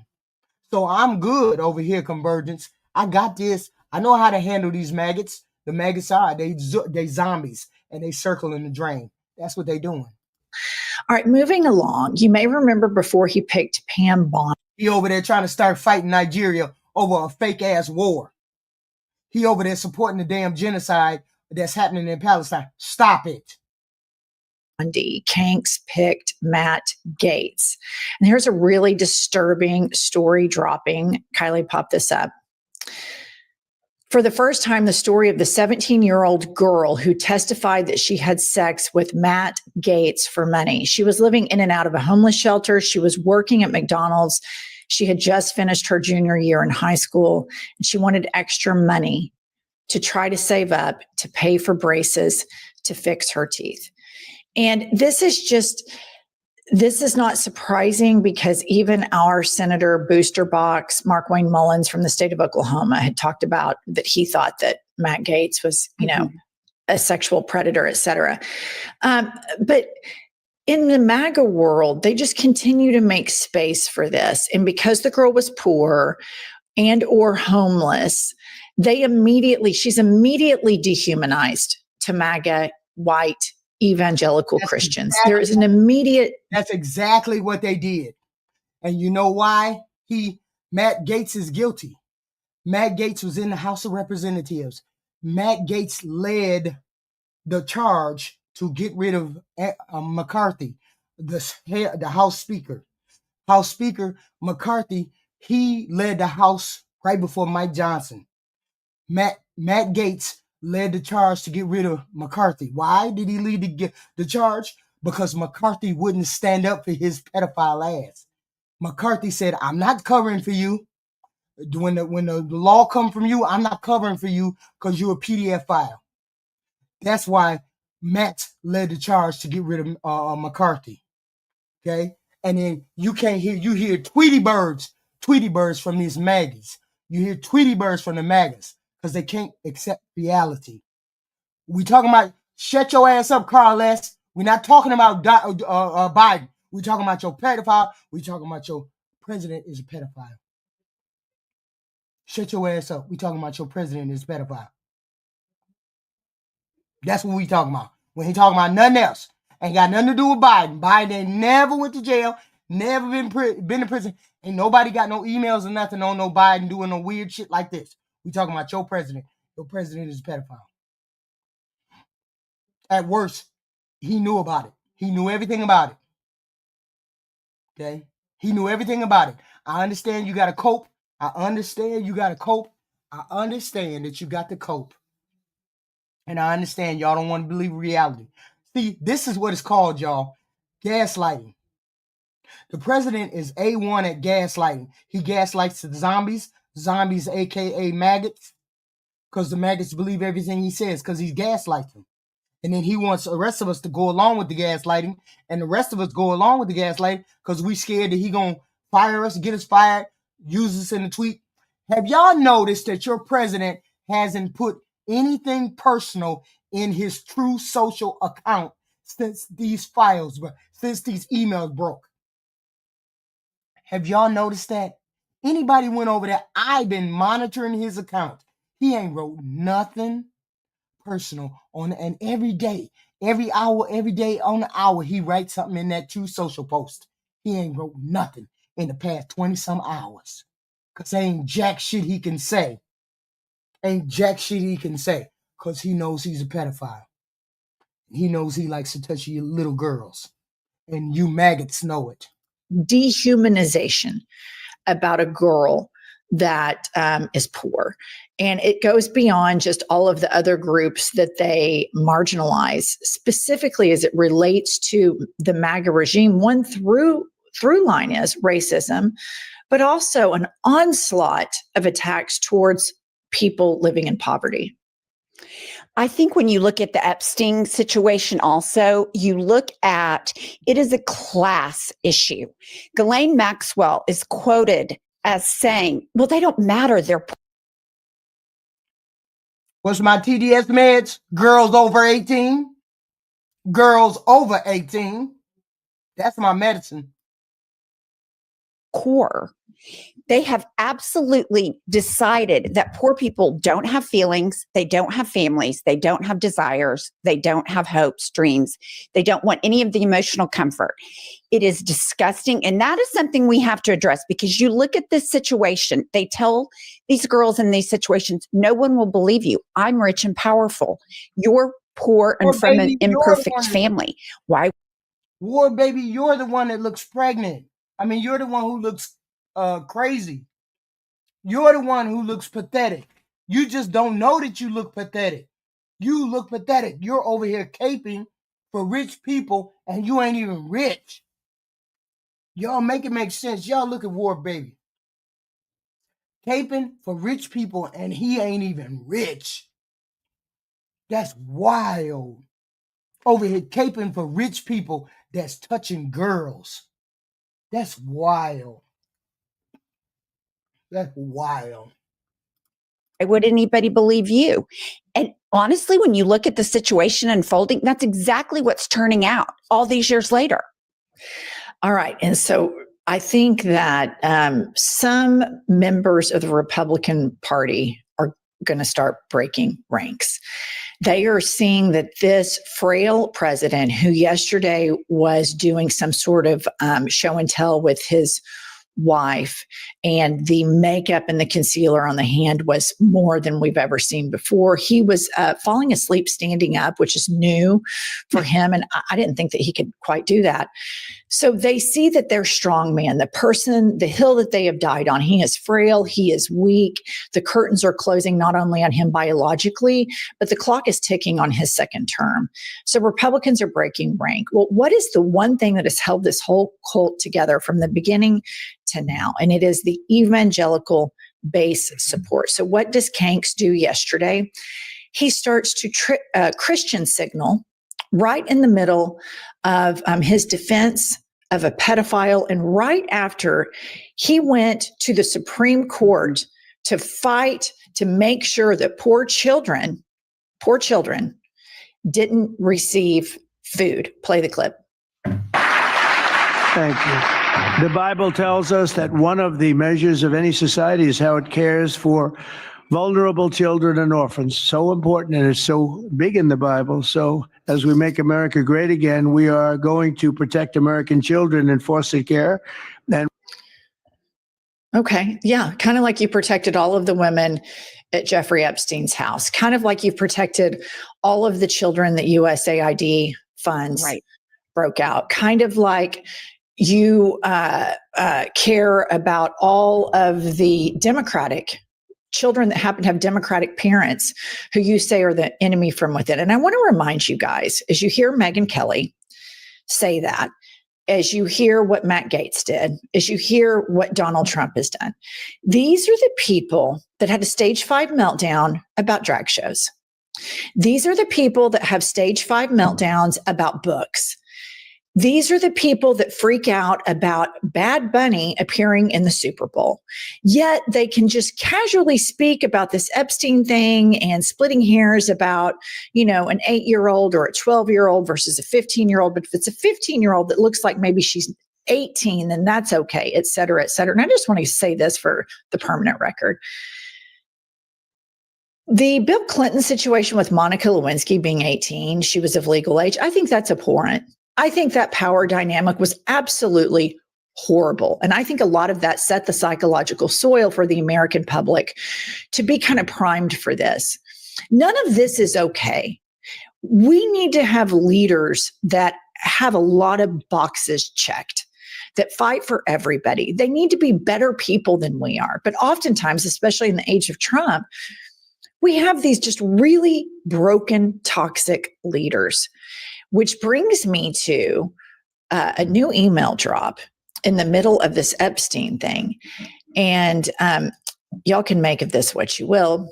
The tweet says, in one of the leaked emails, Mark Epstein, Jeffrey Epstein's brother, suggests to ask Steve Bannon if Putin has, quote, the photo of Trump blowing Bubba, to which Epstein replied, and I thought I had Thesaurus, which is Yiddish for troubles. Who is Bubba?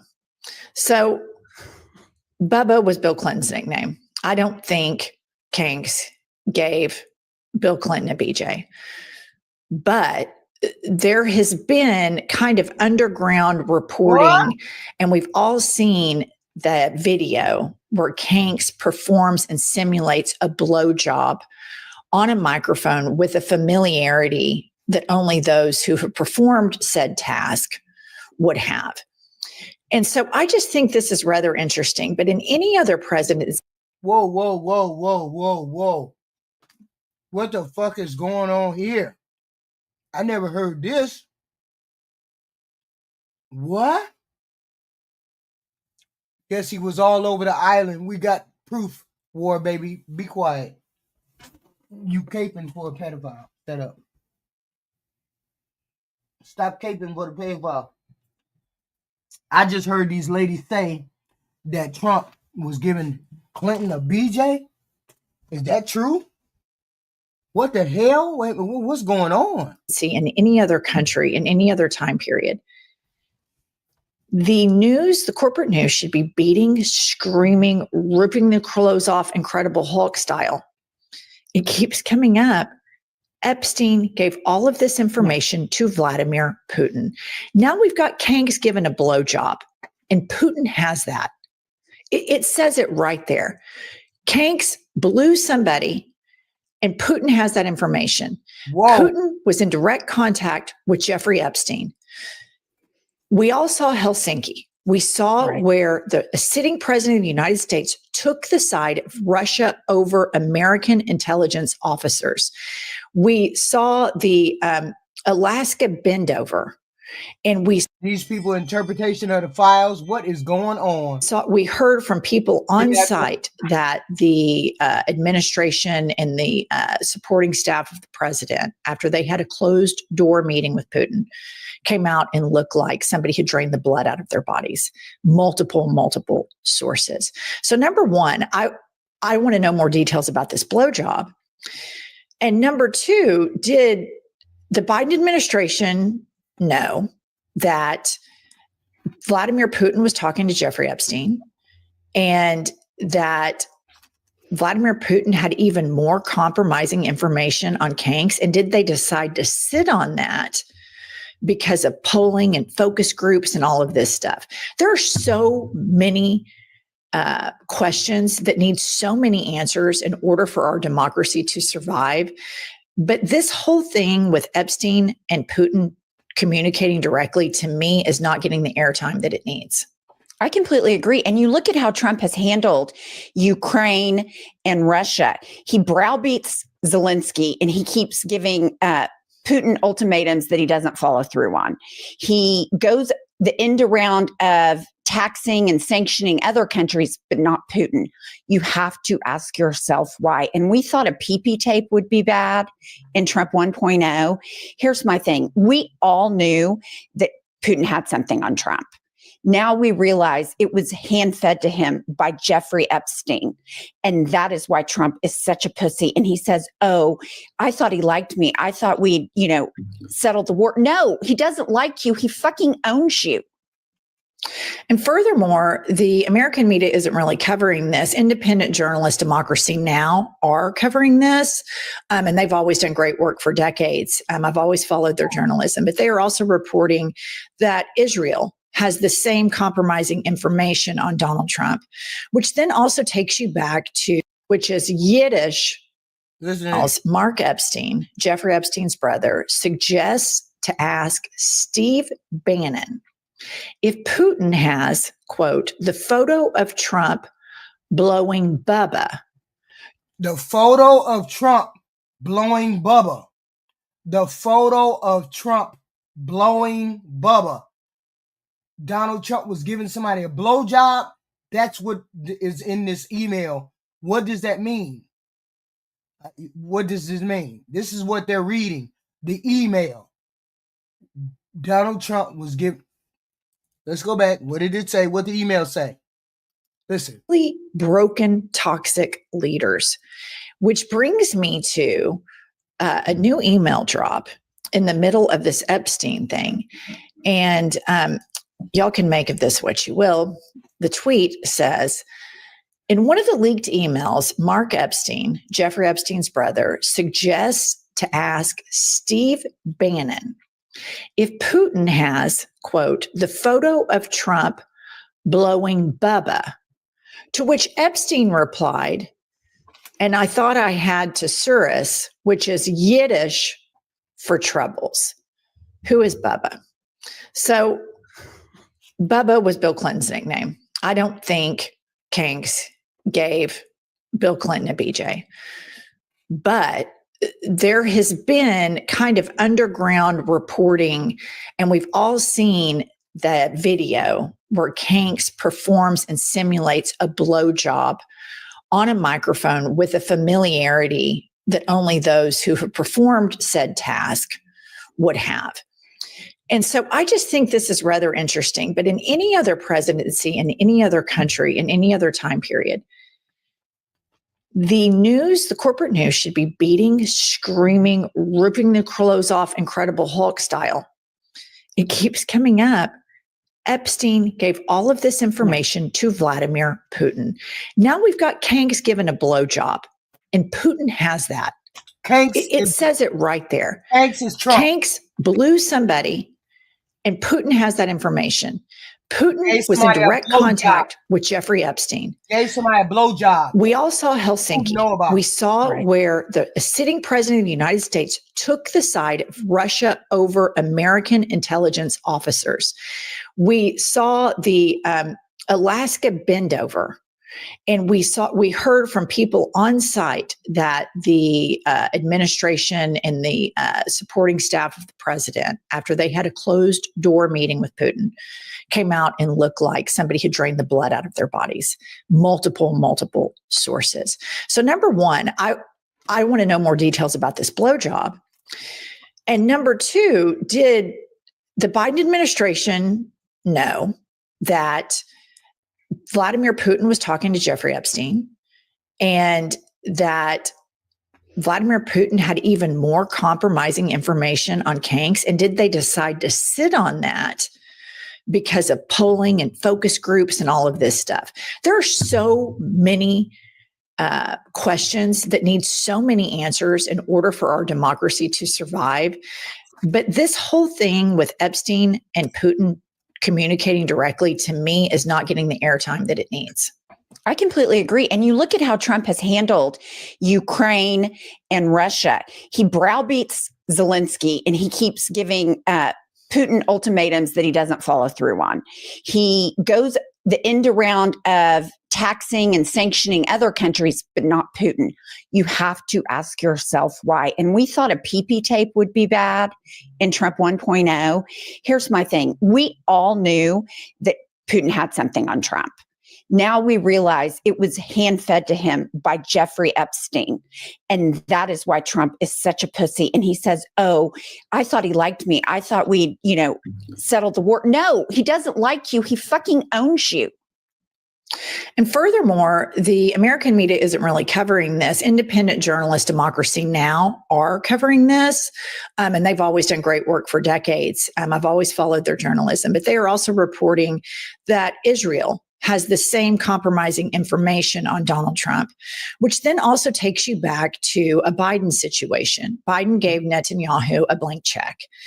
And Biden obviously knew that AIPAC was donating out the wazoo to get, Trump elected.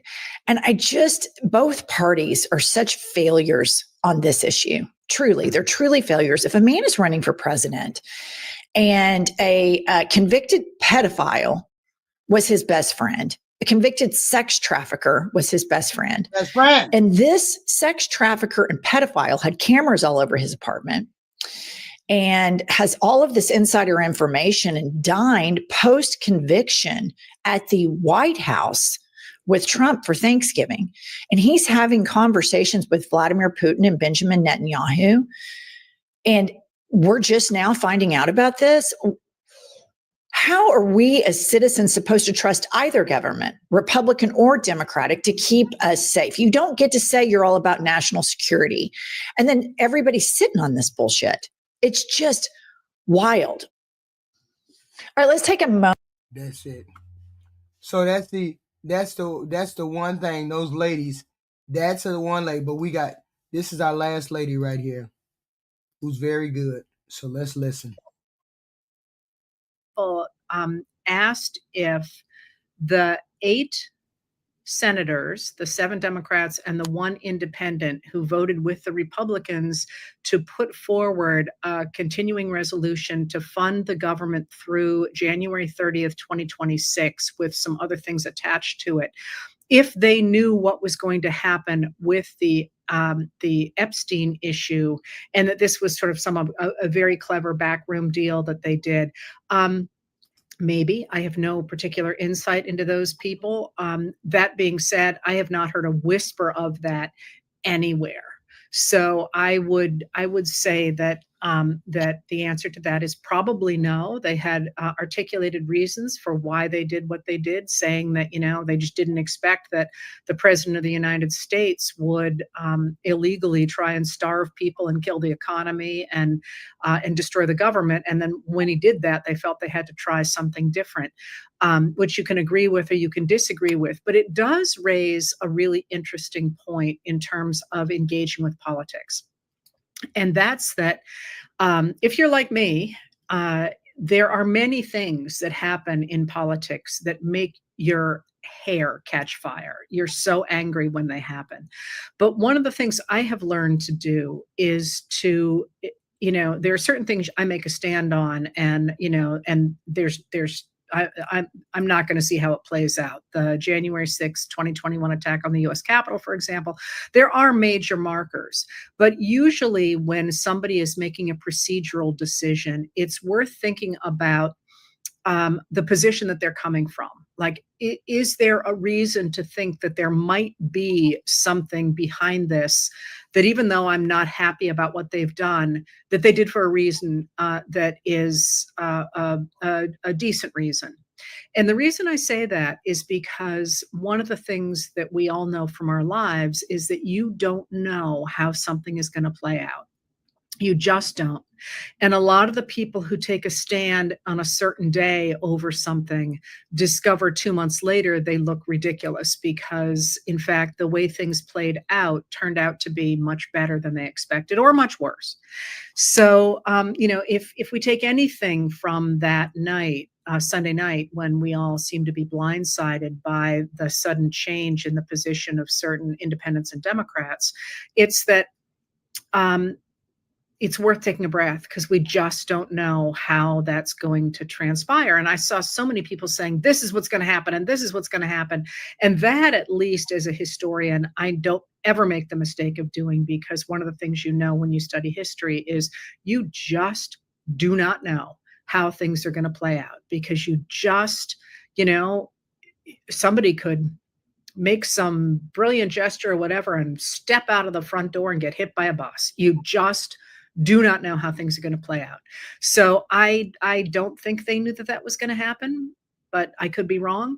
It seems like it has added momentum to the idea that what they did was a good thing, but I'm not sure I would read retroactive credit to that. I think you can take what they did in terms of the way they talked about it and what it accomplished for people who were out of work, for people who didn't have coverage under SNAP, which, by the way, has now been extended at least through September of 2026. I haven't been able to figure out when the last date is on that, and I was too busy today to check.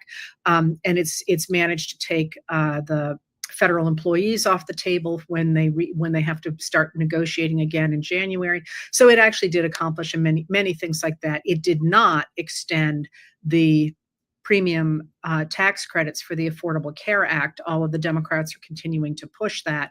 Legislation that the Republicans passed in July ended that at the end of December.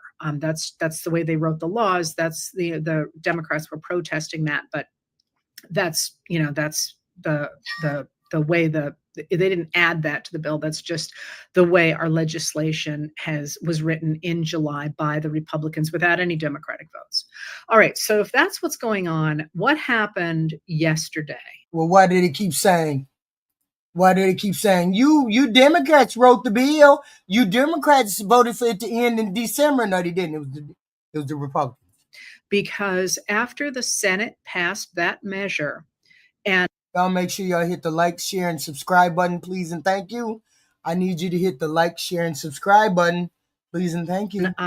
It was very important that the measure that the Senate passed was not the same as the measure the House passed. Because what House Speaker Mike Johnson, a Republican of Louisiana, was trying to do is he was trying to force the Senate to pass the version that he had rammed through the House without Democratic votes, because it's what Trump wanted. He was trying to force the Senate to do that, and Trump kept going to the senators and saying, "Do it, do it, do it, do it, do it." Even if the Democrats won't go along with it, all you have to do is get rid of the filibuster, and there is a system for getting rid of the filibuster. You got to get rid of the filibuster, and as soon as you've gotten rid of the filibuster, we can basically make me a dictator. We'll get rid of early voting. We'll put up a major ID that knocks out Democrats. And he literally said the Democrats will never win again. And the senators didn't do that, which was interesting, because they have tended simply to try and keep their heads down, either to go along with what Trump wants or to keep their heads down and hope that somebody else is going to take care of things further down the line. They didn't do that. They passed their own version. And that was important, both because it said to Trump, we're not going to do what you want, but also because the way legislation works is, if the House and the Senate pass different versions of a bill, you can't just say, okay, they both passed a version of it, we'll put it together. You have to have both houses pass the same version. So that meant that the House had to come back into active session. I mean, it was in pro forma session, meaning technically it was sort of in session because they would gavel in and gavel out every 3 days, but they weren't doing any work. They had to start doing work. And that was going to force Johnson to call the House back into session. And once he had called the House back into session, he was going to have to swear Arizona Representative Adelita Grijalva into office. She was elected on September 23rd, and he simply, blew out the clock and said, well, I can't swear her in because we're not in session, which is ridiculous. That's, plenty of people have been sworn in during pro forma sessions and so on. But when she was sworn in, she provided the final vote for the discharge petition that will require the House to vote on a measure, on a piece of legislation, a law, to require the Department of Justice to release the Epstein files. And so that was what was going on with that. And he scheduled the swearing in of Grijalva for 4:00 on Wednesday. So yesterday was a really interesting day. And I joked to somebody that it's my fault all that happened, because I am extraordinarily frustrated that there is a book burning a hole in my belly, and I can't find the time to write it. So I got up the crack of dawn yesterday. Before noon, I had knocked off letters of recommendation. I'd finished reading a dissertation for someone. I'd had a bunch of meetings. I'd gotten everything done. And I'm like, 1 o'clock, that's it. Just going to work on the manuscript from now until I have to start writing the letter. This is it. This is my day. Here goes the manuscript. And then I opened the news, and it was just every few minutes there was something else dropping. And I was like, there you go. It's all my fault. What happened yesterday was that as soon as the House came back into session, the Democrats on the Oversight Committee, remember the Democrats are in a minority in both the House and the Senate. They're a minority, but they released 3 emails. And those emails were the ones in which Jeffrey Epstein said that Trump knew what was happening with the girls, that he had spent hours, I think it was plural, with a victim at Epstein's house. And I'm afraid I don't remember off the top of my head what the third one was. They were all jaw-dropping, simply jaw-dropping, career-ending for any other politician. And on the heels of that, the Republicans on the Oversight Committee, and in fairness, the chair of the Oversight Committee is James Comer, who is a Republican from Kentucky, and seemingly not the brightest crayon in the box, let's put it that way. He keeps sort of tripping over his own feet. And if you're ever looking, well, you probably won't be. This is sort of political historian humor. The fight that he got into with a representative from Florida, calling the Florida guy a Smurf, who then proceeded to dress like a Smurf in sort of bright blue for several days and totally make fun of him, was kind of a highlight of the last Congress as far as I was concerned.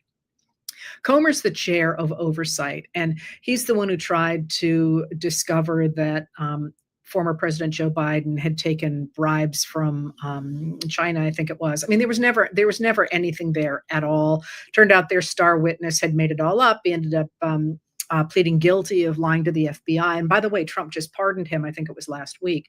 But so Comer was in charge of this, and he produced a statement saying this is the Democrats cherry picking, and this is all political. And then, the obvious answer to that is, well, if they're cherry picking, release everything. What he then did is he released about 20,000 documents out of a cache of about 23,000 documents. And that's what everybody was watching in the afternoon, is going through those and finding what was in them. And what was in them was hardly exonerating for Trump. And it also pulled a whole bunch of other people into Epstein's sphere. And I'm not sure I'm going to bother to detail everything that was in them, the people that were involved, the fact it appeared that Epstein gave information to a New York Times reporter in 2015, but of course the New York Times did not publish that before the 2016 election. There's a whole bunch of stuff in there, and people are still mining it today. Now, did you hear those numbers I said? The Democrats released 3, the Republicans released 20,000, and there was a cache of 23,000. Now, here's something really important, that the documents that came out yesterday are not the documents that the House of Representatives is talking about. Those that came out yesterday are from a group of documents that the Democrats on the House Oversight Committee forced Comer and crew to subpoena from the Epstein estate. So that's one cache of documents. That's not, and there's still some obviously that we haven't seen, because there were at least 23,000 that went over, and it appears right now about 20,000 have been released.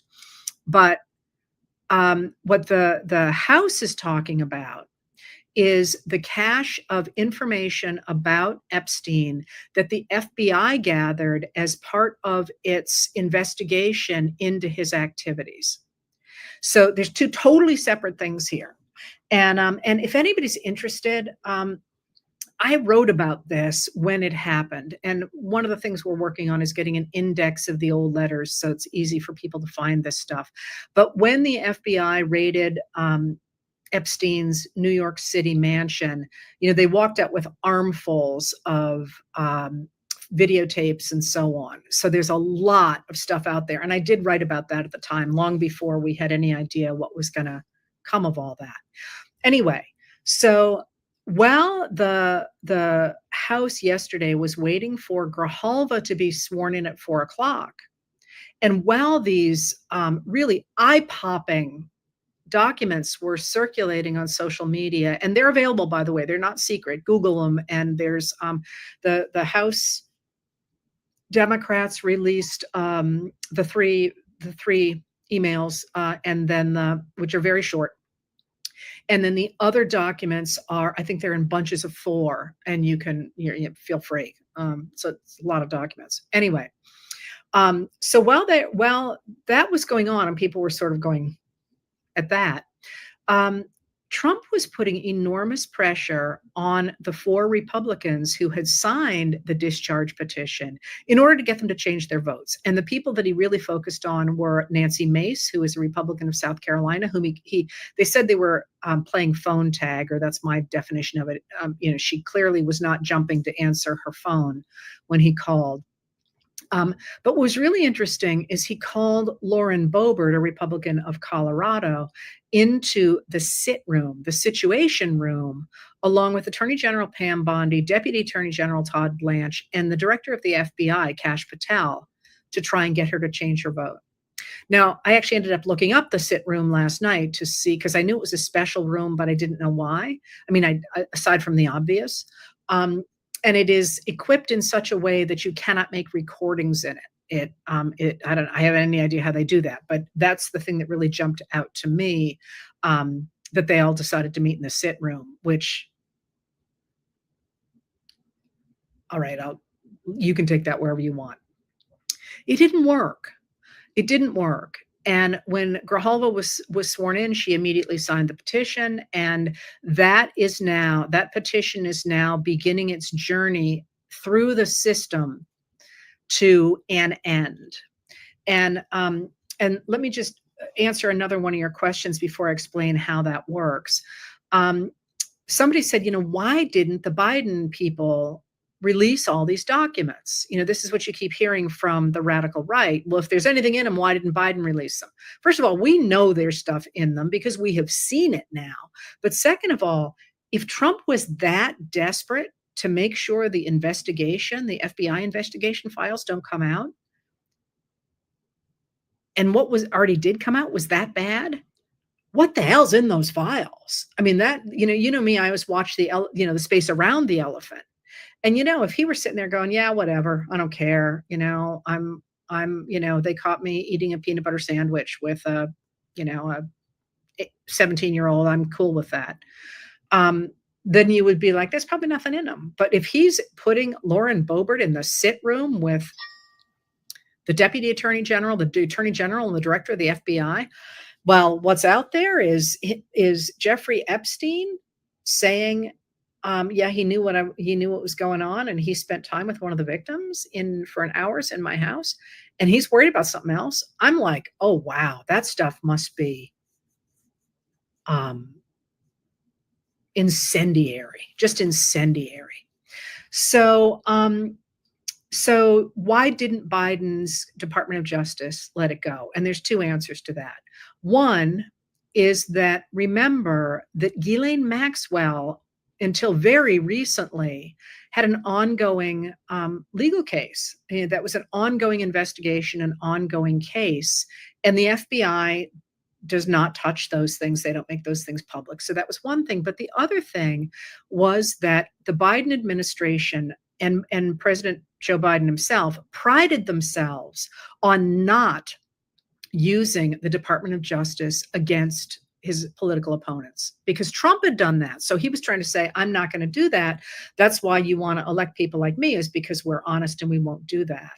And there's a new book, I think it's out.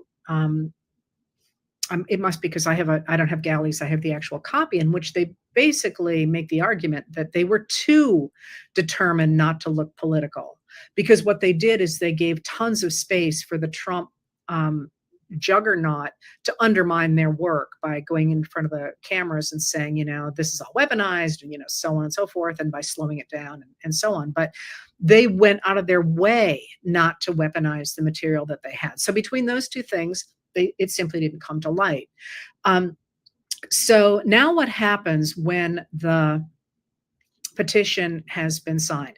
First of all, it has to, I hate this word, it has to ripen for 7 legislative days. I don't know, some kind of plum, right? And then the House Speaker has 2 days, 2 legislative days to hold a vote on it. If it passes, which it is expected to, and I'll tell you more about that in a second, then it will go to the Senate. And the Senate will have to vote on it as well. It will need a majority of 60 because of the way the filibuster is being misused right now. And if the Senate passes it, then it goes to the president. And the president can either sign it or can veto it. If the president vetoes it, it can go back to the House and the Senate, who can override his veto, which happened once during his first term over an appropriations bill. Interesting appropriations bill, by the way. That I won't go into right now. But so everybody had a ton of questions about what's Trump going to do? Is it going to pass? Can it be stopped and all that? And before you go down that road, although I will answer those questions, tell me what it looks like from now on. That is, the American people are now seeing information from a convicted sex offender saying, yeah, Trump was in on it. Trump knew about it. He spent time with a victim. And this is just the tip of the iceberg. What does it look like to make that go away for 341 million people? And that's sort of the way I do politics. Like, certain things blow over for sure. I don't see this blowing over no matter what happens.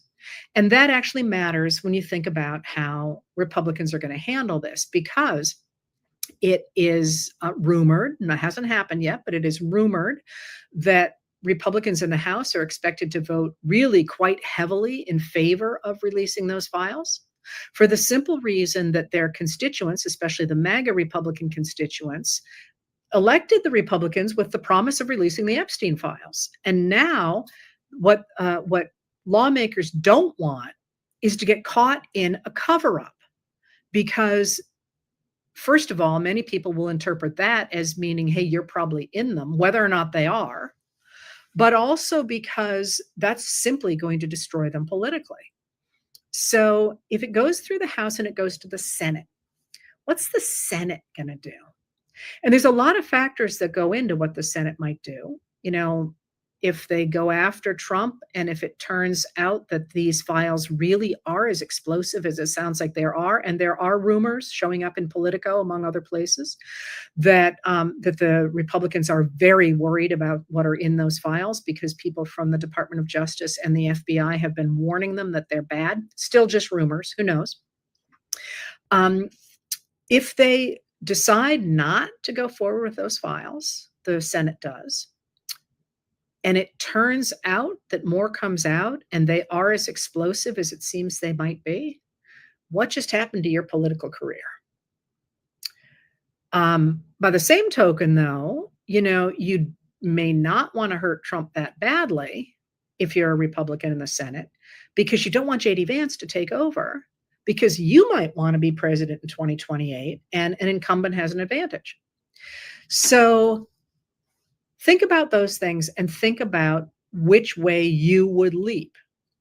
Now, one of the things that would determine how you would leap is how powerful is the president? How popular is he?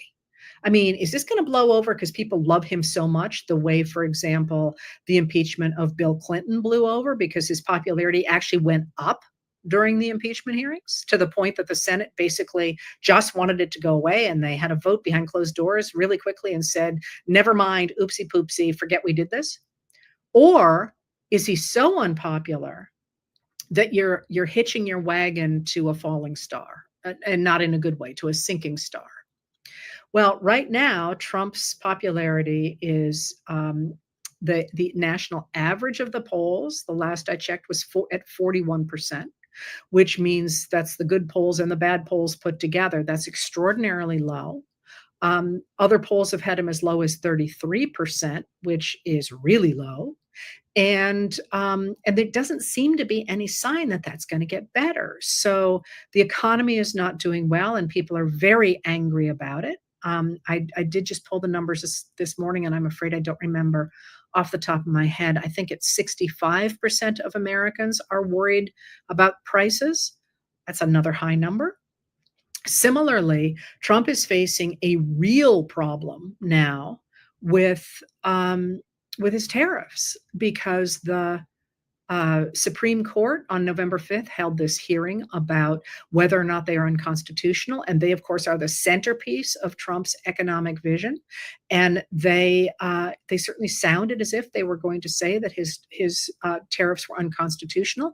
And he has been melting down. On Monday, he posted a couple of times at least about how finding these tariffs unconstitutional would create a national security crisis. Well, it wasn't a national security crisis not to have those tariffs 10 months ago. I mean, if it's a national security crisis, he created it. That's not going to help his standing. Americans don't like the tariffs. They don't think they're helping. They're seeing their prices go up, and they're watching job hiring go down and economic growth slowing dramatically. So he's got that hanging out there. And then there is the issue of these immigration sweeps that White House Deputy Chief of Staff Stephen Miller is trying to ratchet up to 3,000 people a day. That's more than triple where they are now. And what that is meaning, of course, is that the administration is grabbing anybody they possibly can, including U.S. citizens. And the stories of how they are treating those people are coming out, despite the fact that the administration has worked very hard to limit access to detention centers, for example. And the stories that are coming out are so bad that two of the human rights organizations said that the U.S. had sent the Venezuelan undocumented immigrants that they sent to El Salvador earlier in the spring, that they were subjected to systemic torture. Americans don't like people to be subjected to systemic torture. And that doesn't look like it's going to get better in a hurry. And of course, this whole idea of sending the military into all these cities in order to sweep up more and more people is creating a dramatic backlash against Americans who are like, what are you doing sending the military into American cities? That's never, ever, ever a popular thing to do. I mean, think of any time a military, and let's just stay on this in the United States of America, when the military has gone in to break a strike in 1877, for example, or when the British military went into New York City during the American Revolution, or when the U.S. military went into the city of Atlanta during the Civil War, those things always infuriate the people who live there. And right now that's going on as well. So you're looking at all that stuff and you're thinking, okay, well, you know what? But at least Trump is culturally doing things that people really like, right? He tore down the East Wing of the White House. That is wildly unpopular. People are furious about that. He just got booed at a football game. I mean, which are supposed to be his people, right? So I'm looking at all of these pieces put together and saying, okay, so what happens if the Senate gives him a pass? Or if the Senate passes the bill and he vetoes it, and let's say the Congress overrides his veto, and then he just says to Pam Bondi at Department of Justice, don't release files. I don't care what anybody says. How do you think that's going to go over? I don't know how this is going to play out, but I do know that a lot of people have seen those files. And you ask me every day, where are they stored? Who has them? Could they have all been destroyed? Maybe all those things could have happened. But how many people do you think have seen them at this point? And not just in the United States, right? I mean, if it is true that Epstein funneled more than $1 billion through major banks, and a lot of that money was Russian, there's a paper trail. And that paper trail is not in the US exclusively. So I look at all that and I think, you know, people say, is he just going to walk away from this? And I'm like, this is the first issue that split him from his base. He is extraordinarily unpopular and getting more unpopular. He is extraordinarily erratic. Here's a newsflash. You don't tear down the East Wing of the White House on a whim unless some screw is really loose. And that's another piece of this. He keeps falling asleep in meetings. He is badly incoherent when usually when he speaks. Sometimes he pulls it off, but he's not holding stuff together very well. And he's got 3 years left in his term. I don't see this ending in a way that leaves him in greater control than he has had in the past. That is, you know, Eric Swalwell yesterday said, this is the beginning of the end. I'm not sure it's the beginning of the end. I think the end and the beginning have been going together for a while. That's kind of the way the world turns. But I don't think it looks terribly good. And there are, I didn't mention, because I can't actually see my notes here, although I ought to.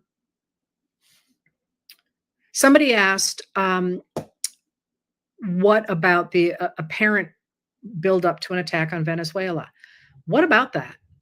You know, there is an attack in the administration on these boats that allegedly are delivering drugs to the United States, although Venezuela is not a purveyor of fentanyl into the U.S. That's the fentanyl tends to come from Mexico after precursor chemicals go from China to Mexico, not Venezuela. Venezuela, to the degree it produces drugs, tends to produce drugs like cocaine. And those speedboats are a long way from the U.S. So, you know, part of what is going on with those attacks is Trump simply flexing the muscle of the United States, but also possibly trying to rework world spheres of influence. So the U.S. has much greater control over the governments in Latin America. And, you know, there are rumors, not rumors necessarily, they've been reported by CBS, and I'm going to stick with CBS because I know more than that. I just read 3 articles a minute ago. I don't remember. That they're talking there, that various members of the administration and the military have given Donald Trump plans for attacking Venezuela. How do you think that's going to go? And do you think that will help him retain support in the United States? And all I can say is to put all this together is, like I say, like I started, I was saying, I don't know what's going to happen. I don't know what's going to happen tomorrow at all. But if you look at the trend lines around us, they are not appearing to trend toward a terrifically successful authoritarian president taking over. They are trending toward the American people being incensed at this administration. And when that happens, they will continue to put pressure on their elected officials and on incoming voices to take a stand in many ways against not only this administration, but what really jumps out to me about the Epstein files and so much of what else is going on in the country right now is the fact that people are finally waking up to the fact this system has been rigged since the 1980s. And they are pushing back against that. And that's really important because what it does is it creates coalitions that break down political partisanship. That is, many of the people who voted MAGA did so, at least in 2016, because they thought the system was rigged for the very wealthy. And now, in fact, they're increasingly clear that it is, but a number of people who are not MAGA are saying the exact same things, and that will filter into new kinds of coalitions going forward. And one of the things that really jumps out if you read the Epstein files, more than anything, I mean, not more than anything else, the sexual assault of children is first and foremost. but the sheer entitlement of a group of overwhelmingly, but not exclusively, white men to be able to behave however they wish and to run the tables however they wish is the thing that is going to make these documents a symbol of this era in American history. Because it just, they're just the way they talk to each other about what they can do and the way that they should dominate people, all of them, not just Epstein and whoever else, you might associate with that, but sort of generally, we just get to do this. And Americans are waking up to that. And that's what the Epstein files really bring out, is the perversion of our democracy to create a world in which a few very wealthy men can do whatever the hell they wish. And so I'm looking at all these pieces going together. And what really jumps out to me is that things feel, which is useless. That and $7 now will get you a cup of coffee. They feel different. They feel like the American people have had enough. And it's not done yet by any stretch of the imagination. This is going to be the next 2 weeks are going to be truly awful as this vote goes through Congress, because Trump is going to be ballistic. But the next several months, as this whole administration both unwinds and tries to regain power, is going to be completely ugly. But we also have in that the seeds of rebuilding, of increasing numbers of elected officials articulating the idea that the system is rigged. Increasing numbers of people saying, what do you mean you are cutting $8 billion out of SNAP for the month of November in order to give $40 billion to Argentina? What is it? What do you mean that you are taking away health care from Americans in order to give tax cuts for billionaires? Those are all the things that we need to have on the table, because we need to solve them going forward. And so this whole week, the Epstein files, the reopening of the government, the fight about the reopening of the government, the complaints from Democrats, but also independents and Republicans who voted in favor of a fairer system on Tuesday, November 5th. All of those things, I think, point to a time of extraordinary change. And I worry a lot less than I think a lot of you do about what the Senate is going to do on the Epstein bill. Because, and what the president is going to do, because I look at that and I think, you tell me how you're going to keep that kind of explosive information that this many people now know about under wraps. And I don't see a way to do it. I sure wouldn't want to be trying to hide that kind of stuff myself. And by the way, that's one thing that you have to do when you think about this material. The same thing a historian does.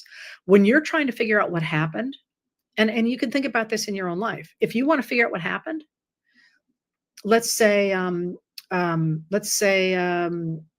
the top of my head, a cart hits your car in a supermarket parking lot. How do you find out who threw that cart? Well, you sit there and you think, okay, who could have seen it? Who could have been here? A worker could have been here. Somebody using the parking lot could have been here. You start to think of who would have seen it. And then you think, well, where would cameras have been? Would there have been cameras? Who has access to those cameras? What time was it? Was it a time when students were letting out of school? That's how you think about who has access to something. And when I think about the fact the Department of Justice had 1,000 people allegedly going through these files, you had all the drivers who took people places, you had all the waitresses, you had all the girls themselves who want their stories to be told, and now have a member of Congress, Marjorie Taylor Greene, who says she will expound on those stories on the floor of Congress, where she has the right of protected speech, which they do not have. You think about the fact that other countries are now involved, that the once upon a time, the man formerly known as Prince Andrew is now no longer even a prince. They stripped him of everything. There's an awful lot out there that's going to be really, really hard to cover up. So I'm going to worry a lot less about how that vote goes. And I'm going to focus a lot more on steady, constant pressure on elected officials, on especially Republicans, by the way. Everybody always complains about the Democrats because they're like, you didn't save me. It's the Republicans who are doing it. Never lose sight of who's the actual perpetrator of something. Keeping up that constant pressure, getting involved, learning more, keeping up the pressure going into 2026.